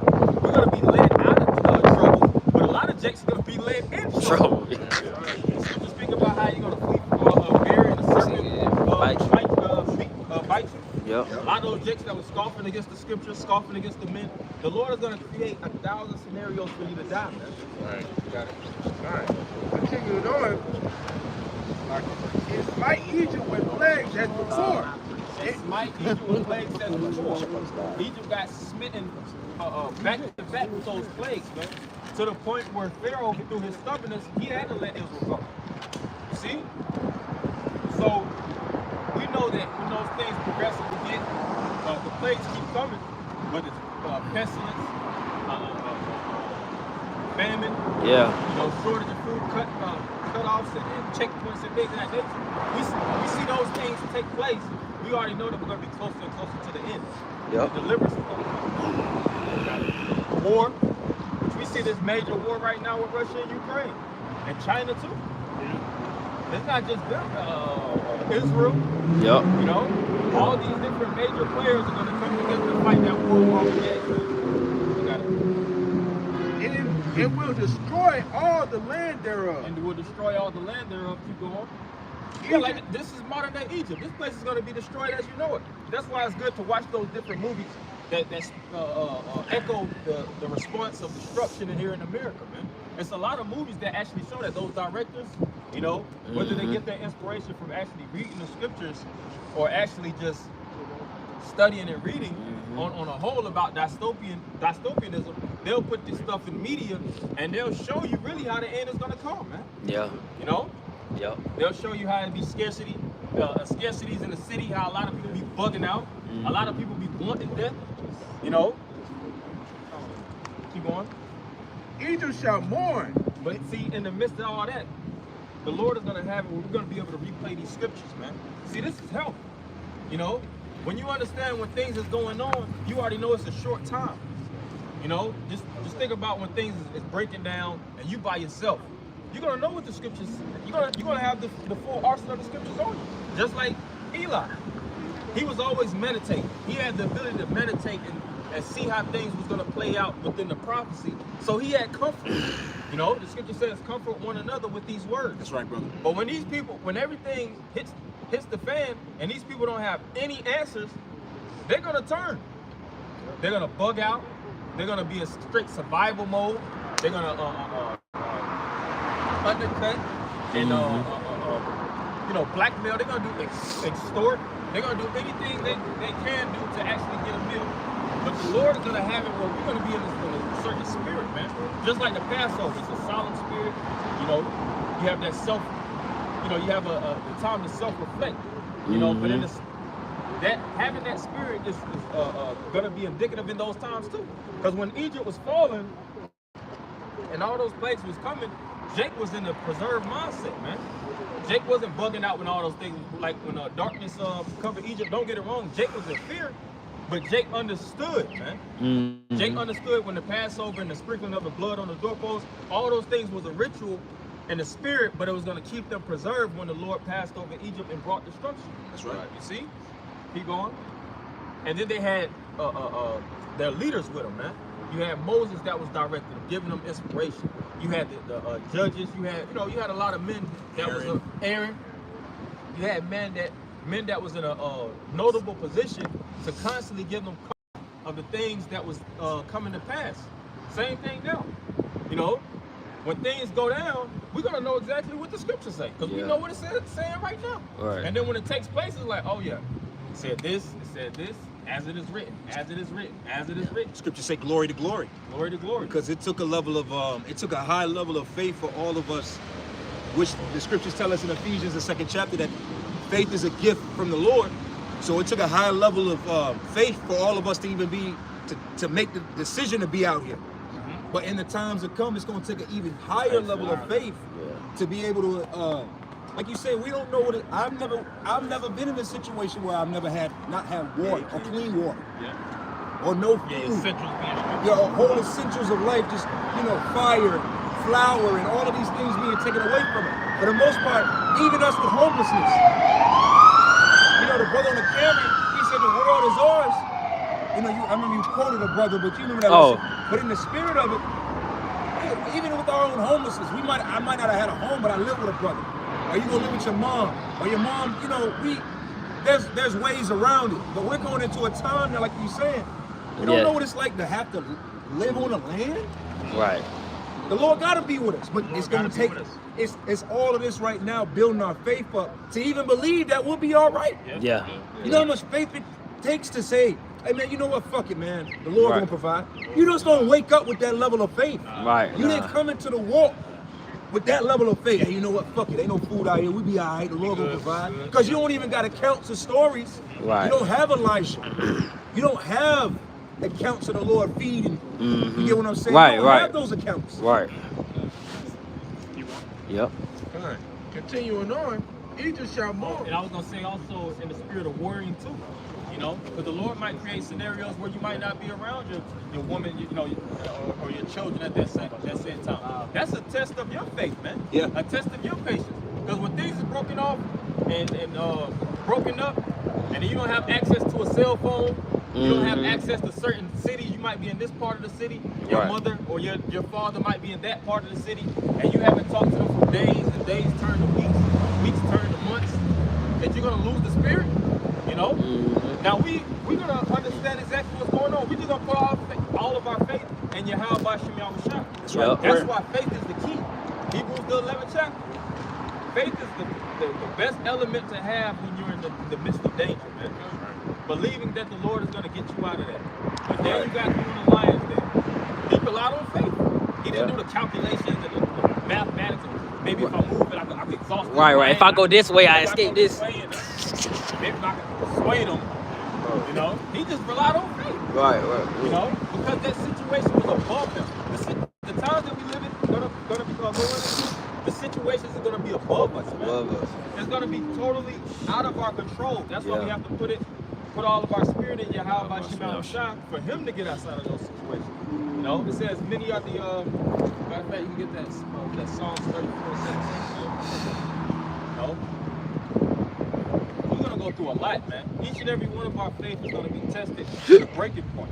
You know, just like if you're working out or you're doing something and you're pushing yourself, you know, you pretty much exhausted all of your energy in that situation. That's why it's called progressive overload. Our faith is going to be pretty much progressively being overloaded, man. Yeah. It's going to be broke. You know, you're going to find yourself at certain breaking points, feel like you're going to break, but the Lord is going to keep you, man. Keep going. Oh, you got that? Oh, yeah. That's perfect. Psalms chapter 34 and verse 17. The righteous cry, and the Lord Yahweh Bahashim Yahushai heareth and delivereth them. See, the righteous cry. See, and also when things take place, we're gonna know how to cry because we got the name. All right. When people are going through it, they're gonna call on Jesus Christ. They're gonna call on Allah. They're gonna call on Buddha, the white man. That's why it says also how a lot of people are gonna drop their idols and they're gonna look forward to an actual power. And we understand there's a power, man. The power of Israel, the power of Abraham, Isaac, and Jacob. And he has a name. It's Yahweh. And through his only begotten son, Yahweh Shai, you know, by Hashem Kakodash. So read that over. Psalms 34 and 17. The righteous cry, and the Lord heareth. And the Lord hears. So when we're crying, when we basically letting out an outcry, the Lord is going to hear us and get us through that. Just like when Yahweh Shai was getting tempted, and after that temptation took place, it said that the angels administered unto them. We're going to have actually angels administering unto us. Keep going. It says, and deliver them out of all their troubles. And then guess what? You're going to, in that time too, you know, just because a man, but you're going to actually, you know, if you're not going to be on your individual walk, because there's going to be a different scenarios, but you might run into a brother later on and he might tell you the situation that he went through, how the Lord delivered him, and to increase your faith. It's all about keeping that faith, man. You know, because to be honest, it's measures to faith. You know, this brother's faith might not be as strong as my faith. My faith might be different than this brother's faith. So the Lord, we don't know exactly how it's going to go down, but the Lord is going to make it. If we're those men, the Lord is going to create all kinds of scenarios for you to get through. It's just like during the time of the Maccabees, you had Judas Maccabees, and you had the company of men that was around them. Sometimes their faith got weakened about it. But it said that he, if I'm not mistaken, it was Judas. Judas basically started to talk to the men, and it said that their faith started to get revived, man. You know? So in that times too, you know, brothers is gonna go through situations and they're gonna be able to talk that faith in you, man. Keep that faith up. You know? Keep going. Yep. Verse 18. The Lord is nigh unto them that are of a broken heart. The Lord is nigh unto them that are of a broken heart. That's us. We have a broken mind, man. You know, scriptures speak about how we're being worn out constantly being broken down by the so-called white man, this devil. You know, he's constantly feeding us lies, feeding us poison, you know, keeping us trapped in these different areas, you know, keeping us without, you know, trying to keep us without hope, you know. Read that over. It says, the Lord is nigh unto them that are of a broken heart. The Lord is nigh unto them that are of a broken heart. So the scriptures speak about the meek. The scriptures speak about the poor. We know we at the bottom, man. You got it. If I may say, the scriptures say about being nigh unto them of a broken heart. That's the problem with the 2/3 of our people. All of y'all think you got your shit already together. You think you already got it figured out. So you come with this prideful arrogance about yourself as if you already got it figured out. And that's why the Lord is going to lead you to trouble to show you that you don't got it all figured out. Yeah. The Lord is nigh to those of a contrite and a broken spirit, because we understand, going back to Malachi, the 4th chapter, that what we need Yahweh Shai to come and bring healing to us. We're all broken. We're sick. Like you're saying, like we understand wholeheartedly how broken we are. You know what I'm saying? But you people out here, now I'm straight, and I don't need to be humble. I'm good. I'm a God. You just not even a God that's created from the Most High. You just have this arrogance of you that's like, can't nobody tell you shit. And the Lord loves it. It's like, it's like, yeah, I want to fuck this person up. Right. Keep the talking. Lord looks at the broken and the contrite with a spirit of. Matter of fact, go to 7 if you don't mind, brother. Go to verse 7 real quick. Psalm chapter 34:7. The angel of the Lord encampeth round about them that fear him. The angel of the Lord encampeth around about them that fear. So you already understand, Lord, I'm weak down here. As the scriptures say, I'm a worm. I need you, Lord. I need you. I need the brothers. I need everything you got. You know what I'm saying? But you niggas out here, you got the spirit of That bullshit bravado. that bravado, that tough guy spirit. You know, Right, you right. a man, you that dude. You know, you're a slugger. You said you're a drunkard. And the Lord is like, you know, it's like when a nigga's proud. See, strength bring about challenge. Yeah. Like you understand, bro, as a boxer, if you come to the gym and you got this bravado of like, can't nobody see these, everybody gonna want to challenge Everybody you. gonna want to challenge. So it's the same thing in the spirit with the 2/3 of our people. They got this bravado, they're looking for the challenge. And the Lord's gonna bring that shit right to you. He gonna challenge you with, he gonna see how strong you are when it comes to your woman, your children. Yeah. Like you said, we all in the same predicament. But we cast it all to the Lord. Hey Lord, I pray for my mother and my father. They, like you said, they wherever they at. I pray for my brothers. I pray for y'all's families. Because it's gonna get ugly. But you niggas out here with that tough guy bravado, you thug niggas and you bad bitches and that energy, the Lord gonna come, he gonna knock on your door. And he gonna get real, hold on, brother. He gonna get real disrespectful. He gonna shred mud into your fucking house, man. Mm-hmm. Right. I can say right quick, the opposite of Psalms 34:7 is Psalms 78:49. But you can get That's what these people are gonna get. Yeah, Jake be walking around, you know, in that mindset of F the Most High. You know, a lot of Jakes be in that straight blasphemer, Satan worship spirit, man. Right. Yeah, man. But then when things hit the fan, those gonna be the same guys that's gonna try to turn to the Most High. Laugh at your ass. And the Lord is gonna laugh at your ass. You know, but I just quoted it earlier. The Lord said, if a man try to escape from a bear and a serpent bite him, he's gonna put you in the worst scenario with the worst of beasts. It's certain animals, man. You like, man, to get mauled to death by a bear or a panther. Or something you can't even describe. Something you can't even describe, and the Lord is Whooping gonna your ass. keep your ass there. You know, all because of your pride, all because you didn't want to humble yourself, all because you didn't want to acknowledge your how about Shemal Rashad and understand where you at, man. Like Bigfoot Understand that whooping you your at the ass. bottom and you need deliverance. Yeah, a big Sasquatch. Big Sasquatch. Open up the vines and just go ape shit. Got them uppercut. Right. Uppercut to the next city. Yeah. Hey, well, that's gonna happen. Well, actually, it's a scripture in Sirach. It speaks about the teeth of wild beasts. So that's actually gonna happen. It said these things were created for the wicked. That's right. The Lord got actual animals hidden away. You gotta remember the vastness of America. Hey, America, boy. It's forests, deserts. Bro. It's a lot of unmarked. Hey, bro, where the brothers at? Elder Ratazal. I know y'all had to be talking about this. That's a spirit. Yeah, the Elder Ratazal and Tazal one was on the way to Florida, and we just looking at how much land it is in America. It's like Lord knows what's in there. Right. Bro, I can hide in that motherfucker. I know, right? Okay, so imagine the animals that the Lord is keeping in them areas that the Lord is gonna bring out. See, the Lord, like what the Elder Albert is saying, the Lord is gonna he's gonna come in and leave mud on your new car. Yep. That's disrespectful. That's what the Lord's gonna do. He's gonna bring all the stops out, man. Yo, couch, nigga. Oh, and a lot of the Northern Kingdom too. It ain't just gonna be you Jakes of the Southern Kingdom. A lot of those Jakes in South America, Central America, Right. proud ass Northern Kingdom. You can't tell them nothing. You know, all about gang banging and drug exchanges. The Lord is gonna jack them up over there in the Amazon and Venezuela, Nicaragua, all those different Panama, areas. Panama, because a lot of those areas are already damn near chaotic. Just imagine if they don't actually have the certain supplies that they can to kind of keep their police intact. You know, a lot of Texas can get jacked up. Got a quick precept. Jeremiah 15:3. And I will appoint over them 4 kinds, saith the Lord, the sword to slay, and the dogs to tear. Yeah, the sword to slay. It's talking about he's throwing his military, man. You know, a lot of these different Jakes, they're gonna look to come up against the military, the so-called white man's military with brute force. We got these Jakes that people are creating these little militias, man. You know, stockpiling the guns, and they already have a mindset when everything hits the fan, I'm strapped up, ready to go. Oh, But you're not gonna get nowhere. and they show you that in the last purge, Yep. where Jake had the little military, little strict military position. Yeah. They was gathered, you know. But the Lord, the scriptures speak about how read that over about the sword. It says that I will appoint over them 4 kinds. And I will point over them 4 kinds. Keep going. Saith the Lord Yahweh, the sword to slay, The sword to slay, and the dogs to tear. and the dogs to tear. And that's talking about actual dogs. It's talking.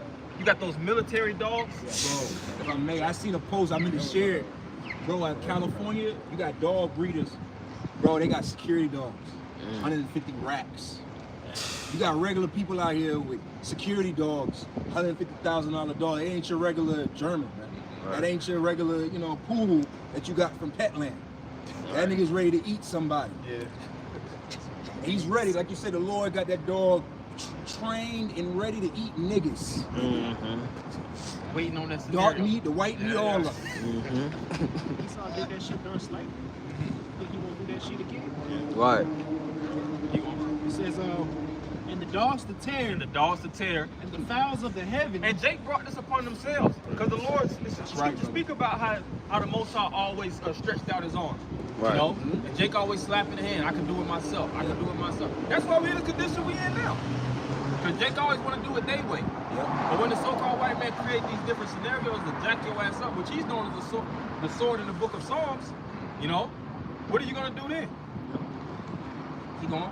It says, and the beasts of the earth And the beasts of the earth to devour and destroy. to devour and destroy. That's going to be pretty much the beast is going to have a straight Terminator mentality, man.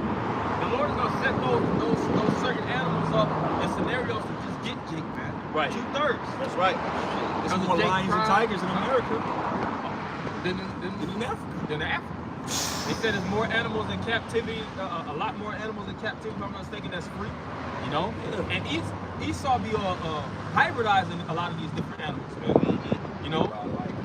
They are jacked up pretty much.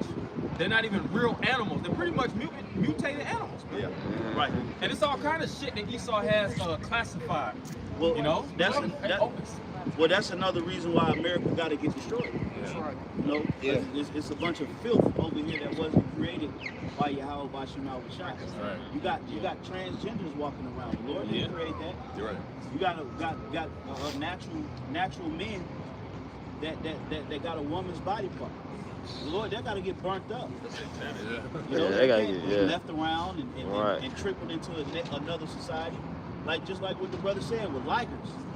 That ain't nothing. The Lord didn't create fucking ligers. Yeah. Right. That's something that was created in the lab. You got lab grown lambs. You got lab grown fucking monkeys. Yeah. They got to get burnt up. Yeah. Right. Go ahead, Al. Let's see. Go to Proverbs 1. Oh, shit. If you got some boy with it, it's Job 28 and 7. Let's go back to going into how there's so much land out here. You don't know what the outside got in these various areas and that may have discovered it. It's Job 28 and 7. It says, there is a path which no fowl knoweth, in which the vulture's eye have not seen. The lion's whelp have not trodden it, nor the fierce lion pass by it.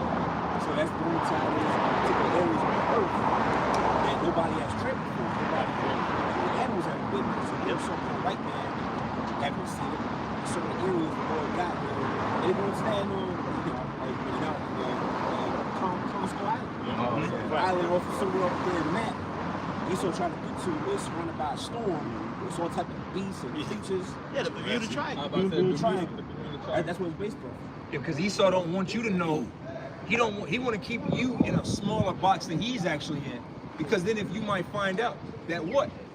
He ain't this big bad wolf that he think he is. The earth is a lot bigger than what But if you buy into his scale of it, his viewpoint of it, you believe he's the God of it and explored it all. When he ain't even explored, he's probably not even explored a percentage of this, man. Right. And you can't call, and you and us, including us, all we know is man, all we know is Peachtree Street, man.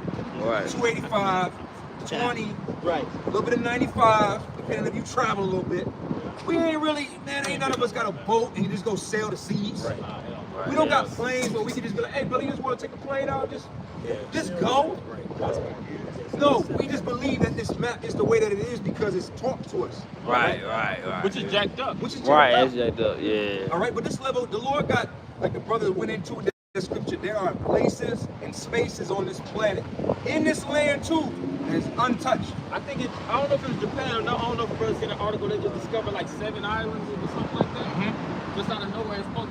I gotta find that article. Just like you said, there's so much stuff that just being discovered every single day. All kind of animals, all kind of insects, constantly. Bro, the earth is huge. There's so many people. You got something? Yeah, bring it up. Job 14:5. Job 14:5. Seeing his days are determined, the number of his months are with thee. Meaning the time that Esau's a rulership, that's all according to the Lord's will. It says, thou hast appointed his bounds that he cannot pass. That's right. He can't go too far up. He can't go too far down. He can't make all these. See, he thinks he's a God. Like the Lord can move in any direction, every direction, all around, go up, down, in. Right. He can do it all. And Esau wants you all to believe that. But that's not the truth, man. He's bound. Okay? He is bound. He is stuck. That's why all this going to Mars talk is bullshit.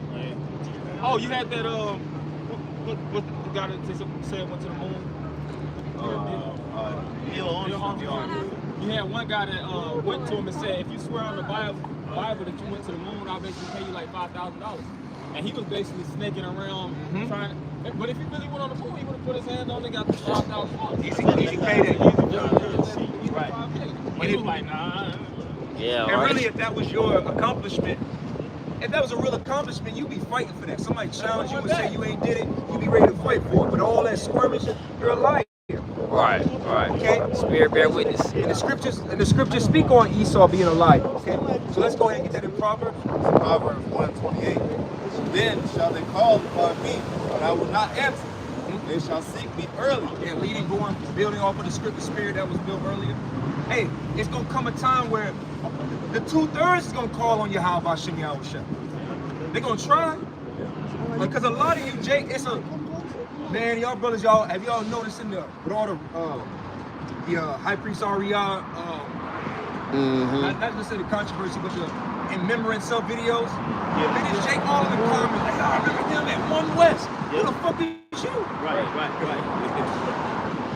It's all kind of people coming out of, man, I remember One West. Oh, man, I remember back in 91. That's 35 years later. Where the hell have you been at? You took the screen just a blank. There's a profile with 3 like videos.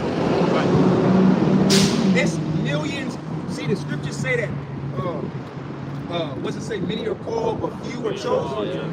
A lot, that many have called. It's a lot of people out here, men, women, young, old, that have heard this word, that have scoffed, that have said, nah, I don't want no parts of it. And the Lord gonna visit y'all too. Hey, we can run us here in the Atlanta camp. We can run off about 50 names. We talk about people that was in here and their families. We can run off a smooth 50 names, man. You know, from men, women, and their kids. Damn. The amount of people seen that 5 points. Remember little Cornell?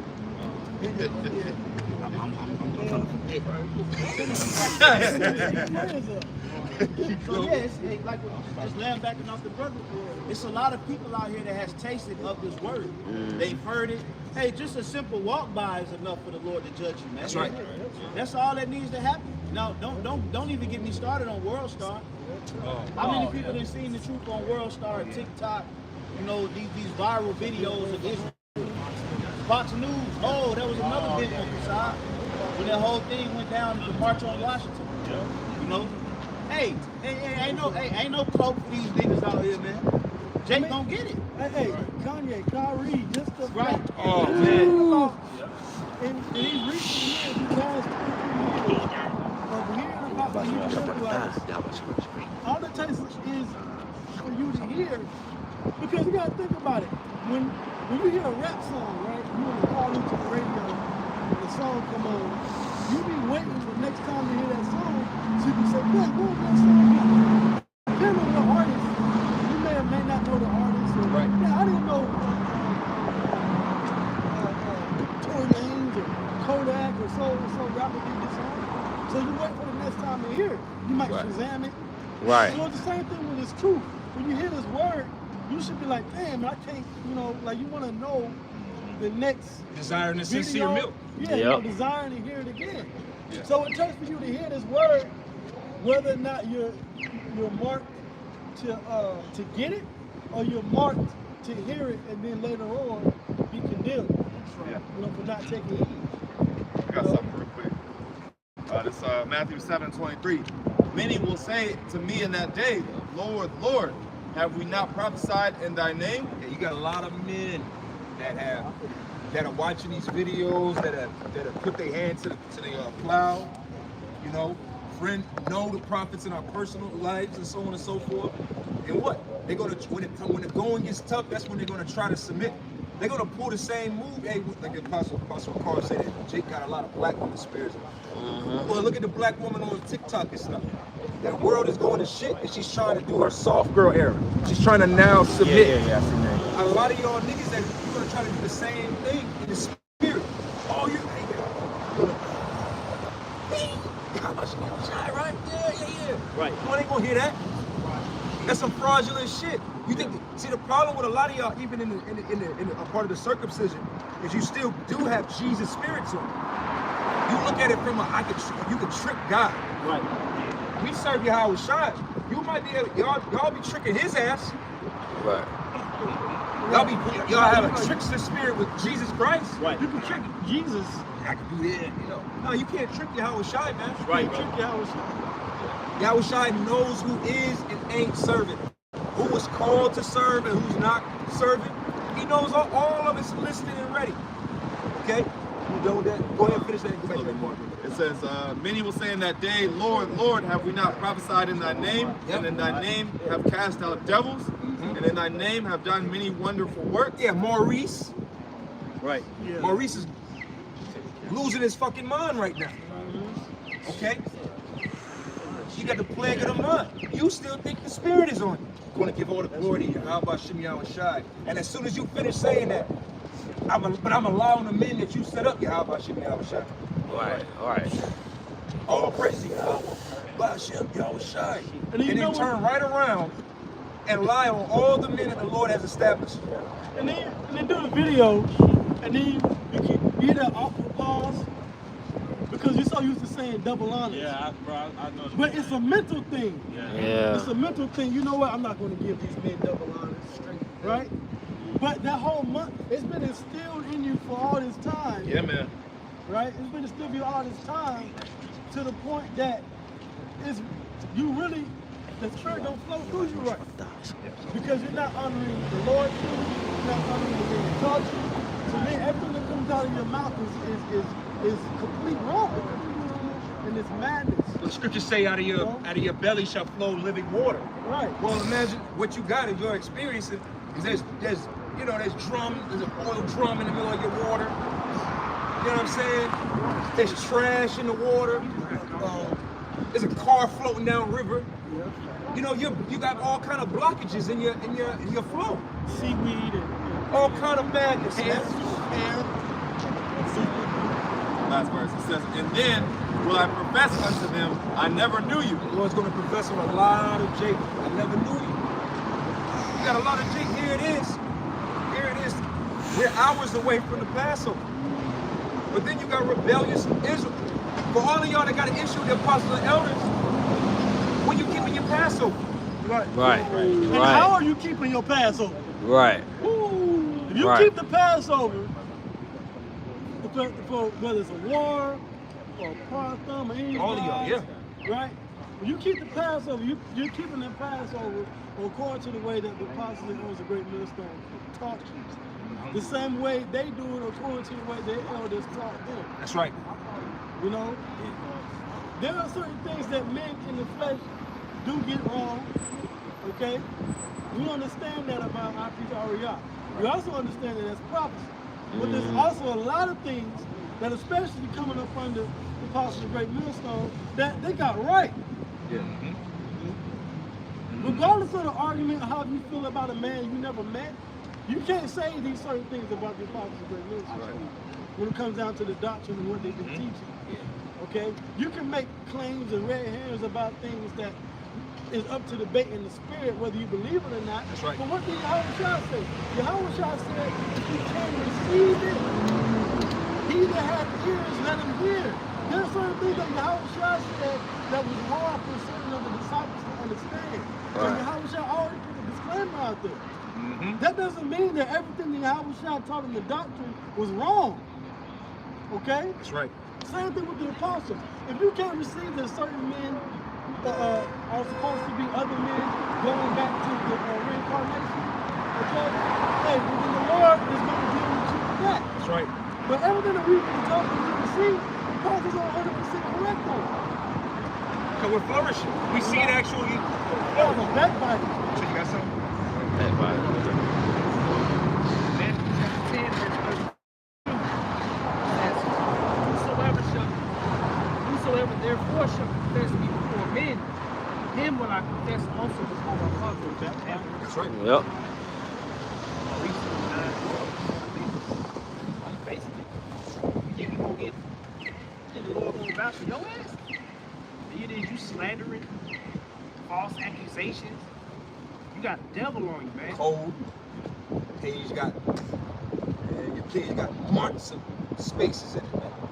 Right. But wait, man, whatever, man, that's on you, man. Go ahead with it. We're going to go back to that Proverbs because it's going into it, whereas the Lord is going to show y'all. He's going to show all of us. That's why we humbly doing what we're trying to do. Right. Yep. That's another one. Go ahead. This is Ecclesiastes chapter 26 and 5. It says, there be three things that mine heart feareth, and the fourth I was sore afraid. The slander of a city, the gathering of an unruly multitude, and a false accusation. Yeah, and that's what all of y'all check. You're all guilty of that. Read it again. It says, there be three things that mine heart feareth, and the fourth I was sore afraid. The slander of a city, the gathering together of an unruly multitude. Yeah, the gathering of an unruly multitude. You guys get butt hurt. Here it is, y'all hated each other for years, and then you already know behind the scenes what's going on. You hate them, I hate them too. Let's be best buds.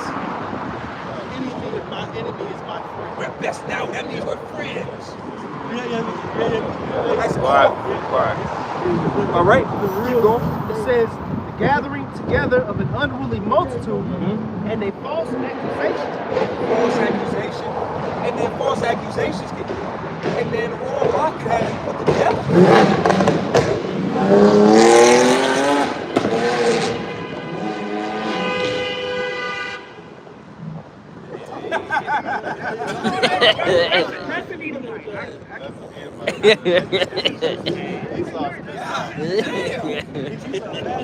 Hey man, how about Shimmy? How was Shice?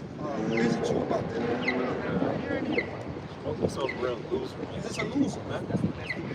Hey man, you saw, matter of fact, let's just finish out. We're gonna change it up. It says the gathering together of an unruly multitude and a false accusation. All these are worse than death. Yeah, false accusation.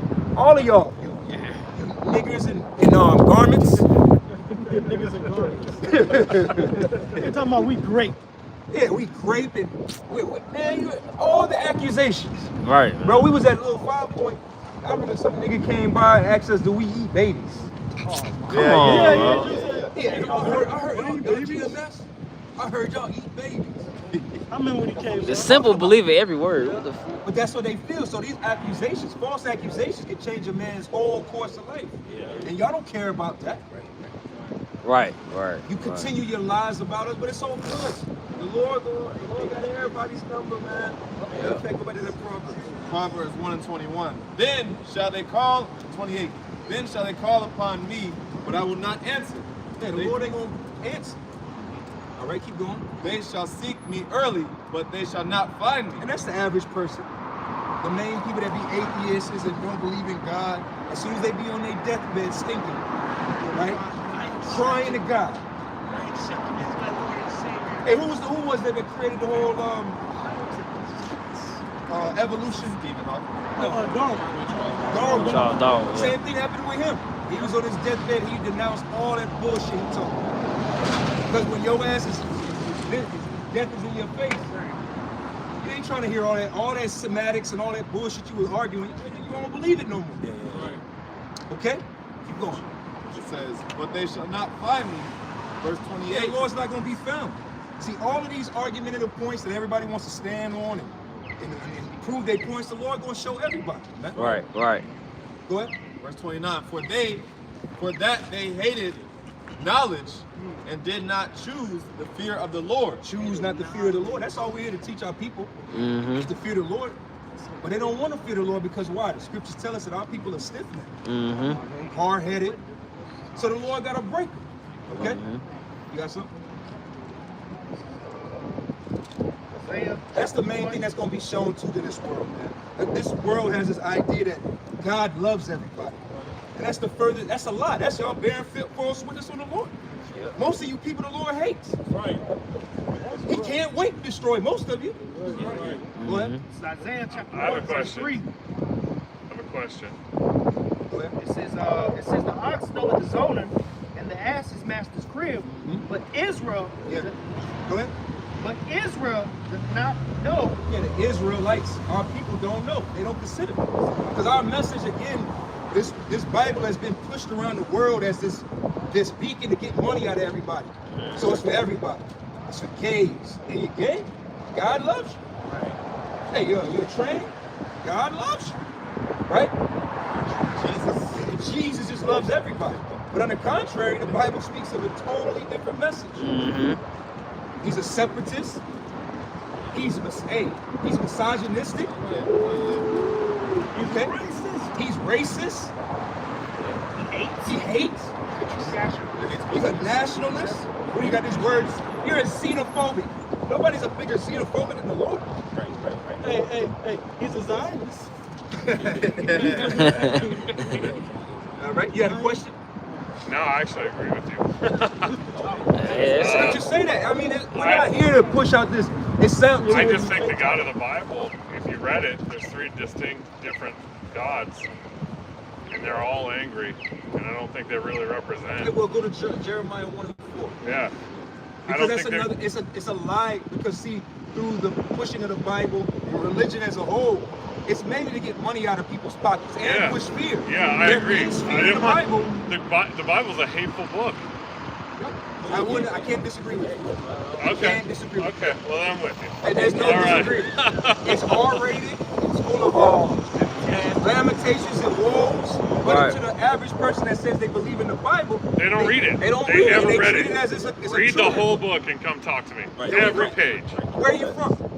Yeah, I'm from Tucson, Arizona, but I live in Woodstock right now. Okay, well, if you don't mind me asking, what's your nationality? Or your father's? Well, I don't even know. Okay, so I just did 23andMe. Okay. And I'm 40% Irish English. Oh, okay. But I'm 2% Jewish and I'm 1% Moroccan. But you know what, I'm more concerned with that Irish part. Because, see, the Irish people, they go back to our people. Yeah. The word Irish or Ireland goes back to the word Ibaria, which is the Hebrew word for Hebrew. Ireland is angry. Yeah, I was mostly Eastern European, Polish, and they got pushed out. But I do think what you're saying is true. You really read the Old Testament, every single book. Hey, you read the New Testament. Yeah. The New Testament only It doesn't line up. It doesn't lighten up. But that's okay because see, we're in a time now where the Lord. Matter of fact, go to Matthew 24. Go to Matthew 24. Yeah. Real quick, because see, the Lord gives us signs to show us, and it ain't sweet. The Lord didn't say, hey, when you see gumdrops and raindrops coming out the sky, and when you see cotton candy flowing through the streets, I'm coming back. Right. No, he said something completely different. He said when you start seeing uproars of the people, rumors of wars, pestilence, then you know that I'm going to go ahead and get it. Let the scripture speak. Hey, peace to you too. Matthew 24, we're going to start at. Verse 5. 5. Matthew 24:5. For many shall come in my name. At a time now where the truth, you can't get Right. What you guys got to say about the so-called, you looking at the appearance of the fellow that was just here, about the so-called white man saying what he just said about the scripture? That's why the Lord Right. stop you. That's why the Lord got to stop you other camps, man. You other camps are anti-progression in the spirit, man. Because again, we talk about all this death and destruction and things that's coming, but a major portion of the salvation is the Israelite foreigners. Yep. The Gentiles. The mystery of the Gentiles. The mystery of the Gentiles. Yeah. Okay? So again, we're coming into a time now where you got to be able to, you can't just be in that spirit of the white man, bow, kiss my boots. Fuck, man. Lick the dust off. Lick the dust off them, man. Like you in the kingdom. God damn. He might, the spirit might, like you just said, a song. That one little thing. Hey, well, Irish, they go back to our people. He might consider. I mean, if he looks it up and see black Irish, you know, he might find something. He might consider. We just read that oxen know of his owner, but Israel doth not consider. He might just consider. You know what? I might be what they say. Because what? Let's say he looks it up, but somehow he looks us up and he doesn't believe the doctrine. He'll be destroyed anyway. But if he's an Israelite, he'll come back in the kingdom. Yeah, that's it. Rulership. That's right. But if he is an Edomite, he'll come back in the kingdom as a servant. That's it. That's it. The Lord said the angels are gonna be the ones to separate the Yeah, the tear and the goats from the sheep. We just out here, we're messengers. We're sending out, scriptures say, prophesying to the wind. We're just sending out seeds, pollinating this world. Yep, planting the seeds. Okay? It's 1 Corinthians 3, verse 6. It says, I have planted, Apollos watered, but the Most High gave the increase. He said, all we did was put seed out. The Lord see fit for that. That guy, you know, to do his research and figure out if he may be an Israelite. That's up to the Most High, man. All we did was like Trump. Tissue. Yeah, and you notice through the spirit, hey, it ain't a lot of people that look like us coming up to us anymore. Right. Ain't many so-called LeBron James looking Negroes coming up here. Hey, I'm an Israelite. I'm an Israelite. Prove it. Hey, all you blackies know. Right. You dark-skinned Israelites, you already know what time it is. Right. They are been hit with Kendrick. You done been hit with all of this bullshit. All of y'all know. Y'all done retweeted it, reposted it. You done laughed at it. Yep. You done made memes on it. Yep. Recorded it. Yep. You done fought against it. Right. Like, God damn. You notice ever since the top of the year, it's mainly people that you gotta dig a little deeper and read. You gotta judge the spirit. Yeah. Okay. Right. Right. St. Luke chapter 21, verse 15. For I will give you a mouth of wisdom, which all your adversaries shall not be able to gainsay nor resist. This spirit is so hot and heavy, and it's coming to pass right before our eyes. How do you scoff at this? Right. The only ones that scoff at this, which is funny, you notice, y'all brothers, we all camp down here. Bro, ain't that many people that walk up to. Most of the people that walk up to us agree with us. Yeah. Mm-hmm. The only people that disagree with us is you niggas of the circumcision. What? Right. Yeah. You're the only ones. You other camp. I don't believe it's the chimp. I don't believe that shit. Do an off-baked breakdown. I don't believe that shit. Nah, no sir. I don't believe the 12 tribes. Absolutely not. I don't believe in the 12 tribes. And F you if you believe. And F you. Yeah, exactly. You just stiff-necked, stubborn, adamant-headed niggas. That's all you are. But here it is. Everybody else. People come out and you know what? I agree with you. He was probably trying to catch me. Hey, if we would have been talking that God is love shit, he would have scoffed at me. He was waiting on me to say some nice shit. Right. He couldn't wait. Yeah, he couldn't wait. Yeah. He's like, well, answer my question. I agree with you. All right, well, good. Read it again, bro. Right. Let's get into a time where we ain't got time for scoffers and scorners. Right. That shit is bullshit, man. Right. Arguing with a big-headed nigga whether you are of the king nation or not. Bro, if you want to be a nigga like Charleston White, man, we not Hebrews, we not none of that. We niggas. Well, if you a nigga, you a nigga. Just be a nigga. Go get a nigga judgment too. Yeah, go ahead. Keep that energy, yo. This is the gospel according to St. Luke chapter 21, verse 15. For I will give you a mouth and wisdom, which all your adversaries shall not be able to gainsay nor resist. All our adversaries. See, look, this thing is gonna amp up like Deacon Barzal was going into, from glory to glory. It's gonna level up to a point where the spirit is just gonna be undeniable. You can't. It's just gonna be. I can't even think of it's gonna be Floyd Mayweather. Floyd Mayweather against middle schoolers. Imagine you got Floyd Mayweather in his 40s, got all this experience, and you tell him, hey, it's 100,000, you don't beat his ass, you ain't gonna get none of this money. You got him in the ring with a 13-year-old. Man, he gonna whoop ass. He gonna stomp him, and that's the spirit. The spirit is undefeated, man. We don't leave out here confounded. Ever since I joined the camp, I've never went home like, damn. Not one. He got us. Got us. Not once. We gotta go back and that little scratching in there. Hey, bro, That's funny. We gotta go back to the drawing board. We gotta go back and study it and watching the brother get crossed over. That ain't happening. Okay? Long pauses. This word is undeniable. Right.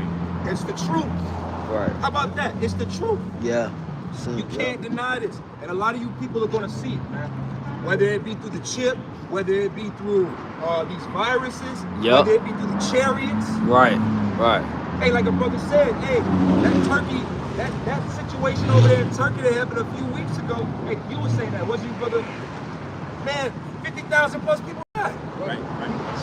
That's a city on the outskirts of Atlanta. Yeah, it is. Stonecrest. Stonecrest has a little less than 60,000 residents. So that's the equivalent of the whole. The Lord just wiped out Stonecrest and Latona. Okay? That's what the Lord gonna bring over here to you niggas and Esau. But the main adversary, you start to learn it when you walk this walk. The biggest adversary is Esau and our own people. We ain't concerned about Moab. Who back here is worried about Japheth? Anybody worried about Japheth? Yeah. Anybody worried about Eli? Anybody? Moab? Anybody worried about Moab? When was the last time we broke Japheth down? Right, that's what I'm saying. Jacob and Esau, the meat and potatoes of this story, okay? Matthew 24:5. It says, for many shall come in my name, saying, I am Mashiach, and many shall deceive many. And you niggas, see, it's a spirit because it's Passover right around the corner. You niggas don't got that blood around your door, man. I pray the Lord start visiting you wicked niggas, man. Right, that's right. It's real, really. Yeah. Read that again, brother. Matthew 24:5. For many shall come in my name, saying, I am a Mashiach. And you niggas are so proud, you're so rebellious that they follow Charleston White. Right. A lot of y'all, that's your savior. You've set up these different talking heads on TikTok and YouTube to be your talking heads. That's right. Mm-hmm. So they're false anointed ones. Mm-hmm. Charleston White said recently that he's bigger than Jesus. Mm. And a lot of you niggas, you're not saying it, you're not really like, but your actions are in the spirit of it. Right. Yeah, I agree wholeheartedly. I watch all his videos. I donate to him. You niggas pay tithes to these niggas. Right. Donations. Super chats. What's the name? Charleston White be having selling out. She be selling out shows. Right. Comedy shows. Right. Because you niggas, man, these are your idols, man. Okay, so these are false anointed ones, man. They're your anointed. They're not our anointed. Right. Yahweh Shai is our anointed. Right. That's who we follow. But you niggas, you follow all these characters, man. Keep going, brother. Right. It says, and shall deceive many. Yeah, you're all of the seed. Charleston White got y'all agreeing upon wicked shit. And that's just one character. I'm just focusing in on that guy. But in the spirit, you all follow these guys. They say wicked shit. They do wicked shit, and you just be in agreement with it. Right. Keep going, brother. Go to the wars and wars. Yeah, keep going. Verse 6. Because this is the stuff that the Lord is going to have be undeniable. You can't deny war. Right. You can't deny that shit. Look at Ukraine right now. Ukraine and Russia are acting like Bloods and Crips right now. Right. Spinning the block. Verse 6. And ye shall hear of wars and rumors of wars. See that every time we cut the news on, it's a rumor of a war. China always talking something. Taiwan always talking something. North Korea, South Korea, Pakistan, India, North Africa, Turkey. Bro, in the last 3 years, I've learned more of in geography than all of my middle school, elementary, high school years. You're like, damn, where the hell is Ukraine at? Oh, okay, oh. Ukraine right there, there's Russia, Georgia. You be like, we're learning the map right in real time. Right. Okay? Because why? Rumors of wars and wars. Very soon you're gonna see wars break out in America, huh? Yeah. If the Lord have it where, God forbid, but if the Lord have it, I pray we endure to it. But if we get to it next year, fall 2024, and it's election season, oh yeah, it's gonna get bloody out here, man. Yeah. Y'all been waiting to go to war. And man, this is like any professional fight. They give me a fighter when they done fight 3 times. Yeah, these fighters where they Deontay Wilder and Fury. Yep. One man wins, another one loses, another one wins. Okay, that's what's gonna happen here. You got Trump Nation. Yeah. You got Biden. Man, when y'all gonna be out here in these. If we're here, we're prophesying it now. Y'all gonna be in these streets of America killing each other. Yeah, absolutely.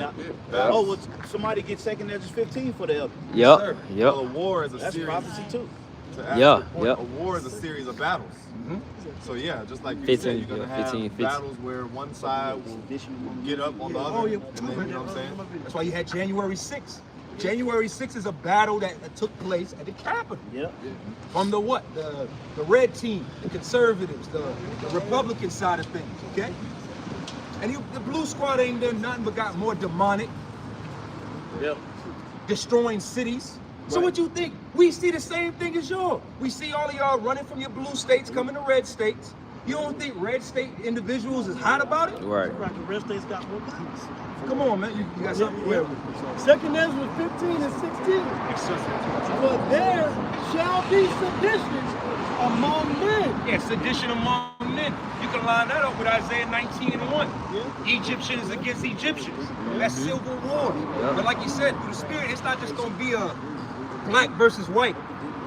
We can see that it's beyond black versus white. Right. Because you got black people that are MAGA hat wearers. Right. Right. And they fighting niggas that are build back America better. It doesn't matter. This is not about color no more. Right. That's why if you're trying to make this truth about color, you're showing how outdated you are, even in the spirit of just the world.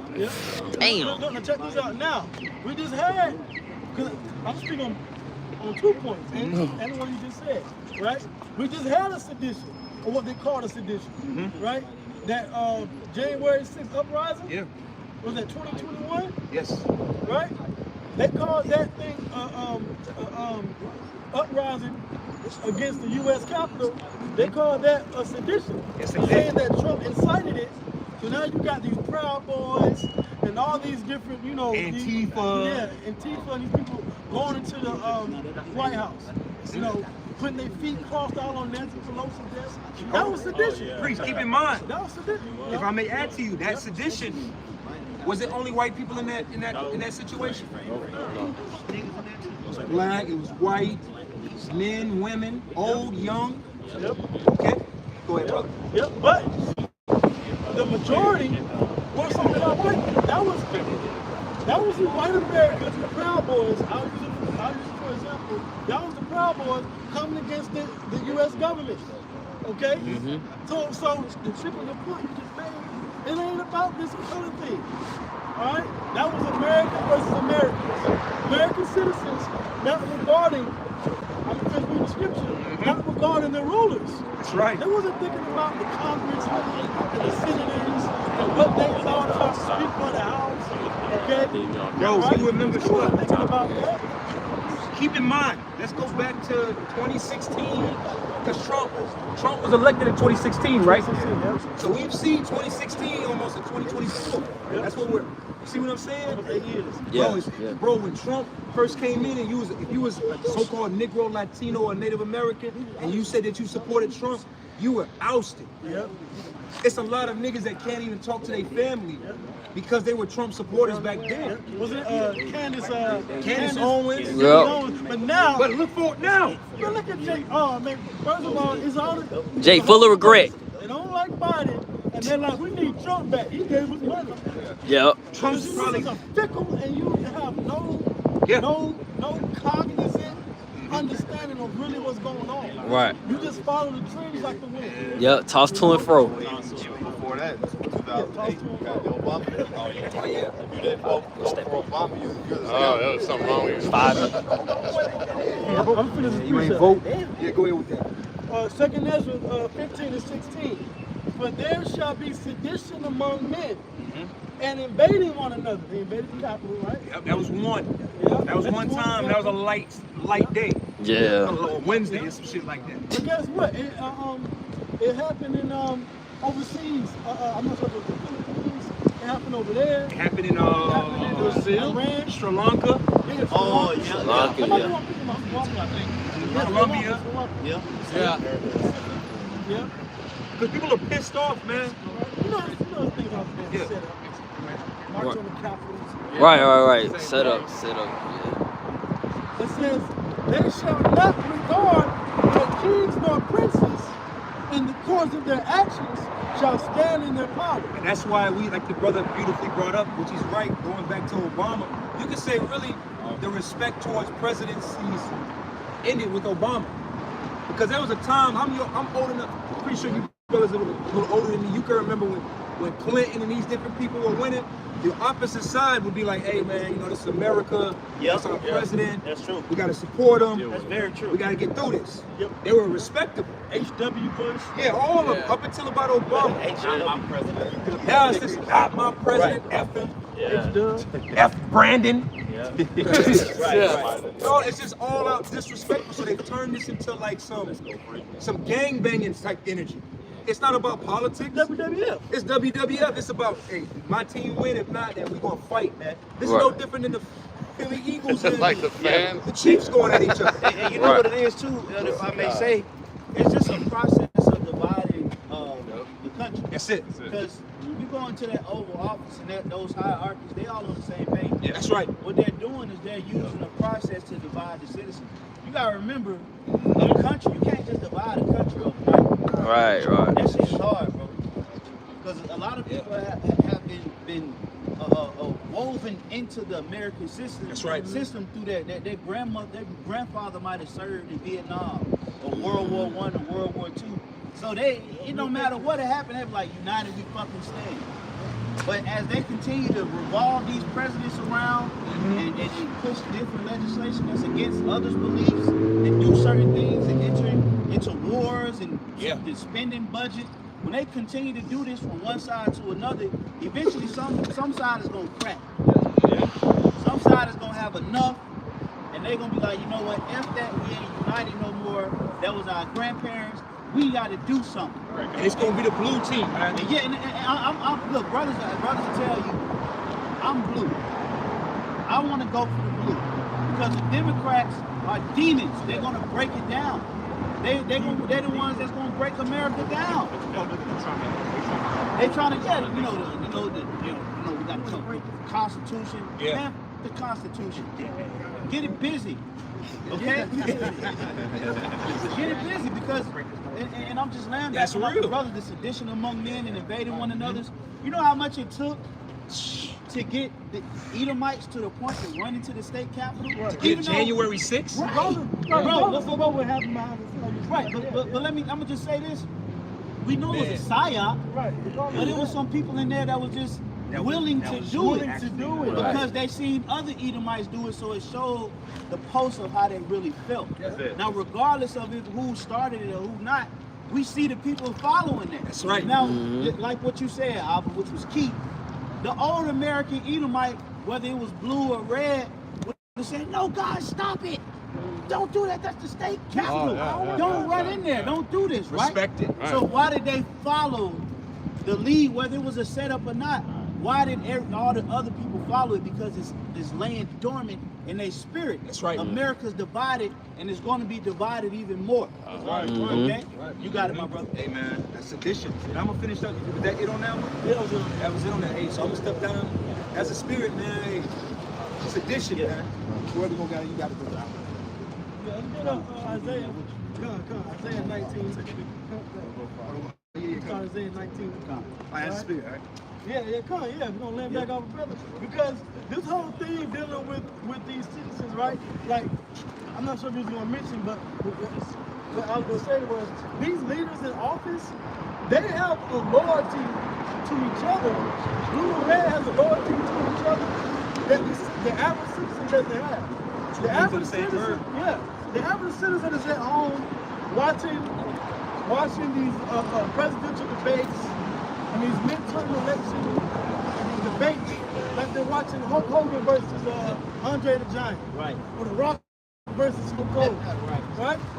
You know the State of the Union comes on at 8 tonight. Yeah, you know it's a thing of it's not sports entertainment, it's political entertainment. Okay. There is an agenda, there's an underlying agenda and a goal they're working toward that the average citizen can't see when they turn on CNN or Fox News.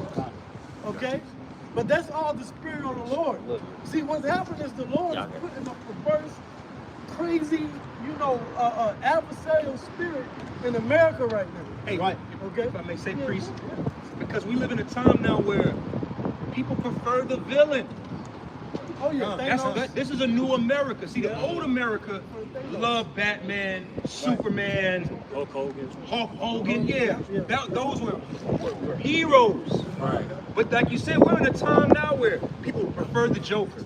Thanos. Okay. Killmonger. All of that energy. This is a villainized world. Everybody people are rooting for the bad guy. Hey, if I may add, the reason why people relate to the villain is because the villain has a common story that everybody else has. Right. They've been duped. They've been treated like crap. You look at Killmonger, you look at Thanos, you look at the Joker. They all grew up trying to be a friend to the society that treated them like crap. So then they turn into a super villain. You know? So that's what everybody's resonating to. Darth Vader. Right. Yep. Scarface. Yep. That's crazy. I didn't even. I got that in Isaiah. Yep. Isaiah 19, we started verse 2. And I will set the Egyptians against the Egyptians, and they shall fight every one against his brother, and every one against his neighbor. Right. Egypt, these Egyptians are talking about these Americans. Right? Because the culture of America, when you look deep into it spiritually, it's Egyptian culture. Right? You know, the fact that corporate America, rather you have a shaven face, a shaven head, you have to look a certain way. That goes back to Egyptian culture. Right. All these monuments, the American Washington Monument, those are Egyptian obelisks when you go into the history. Okay? It's all the spirit of Egypt. But you gotta understand the Bible is written in code. So the Bible, when it says Egyptian versus the Egyptians, it's talking about Americans. Yeah. Okay? And so you can read that as the Lord shall set the Americans against the Americans. Right. Okay? U.S. citizens against the U.S. citizens. So you can understand. The GMS translated version. Yeah. And we were going to run a plain breakdown translation version. That's what we put. All right.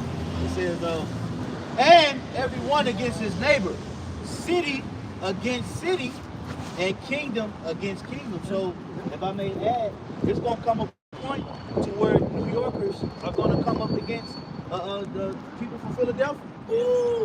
Yeah, we saw that in the movie Bushwick. Yeah, Bushwick. It's going to be a civil fallout because a lot of people are going to blame economic collapse. What New York this? They're going to blame water dispensation on certain states. So people are going to come and start invading. You got to look, during the Revolutionary War, it wasn't really just the North against the South. Motherfuckers was invading Luxembourg.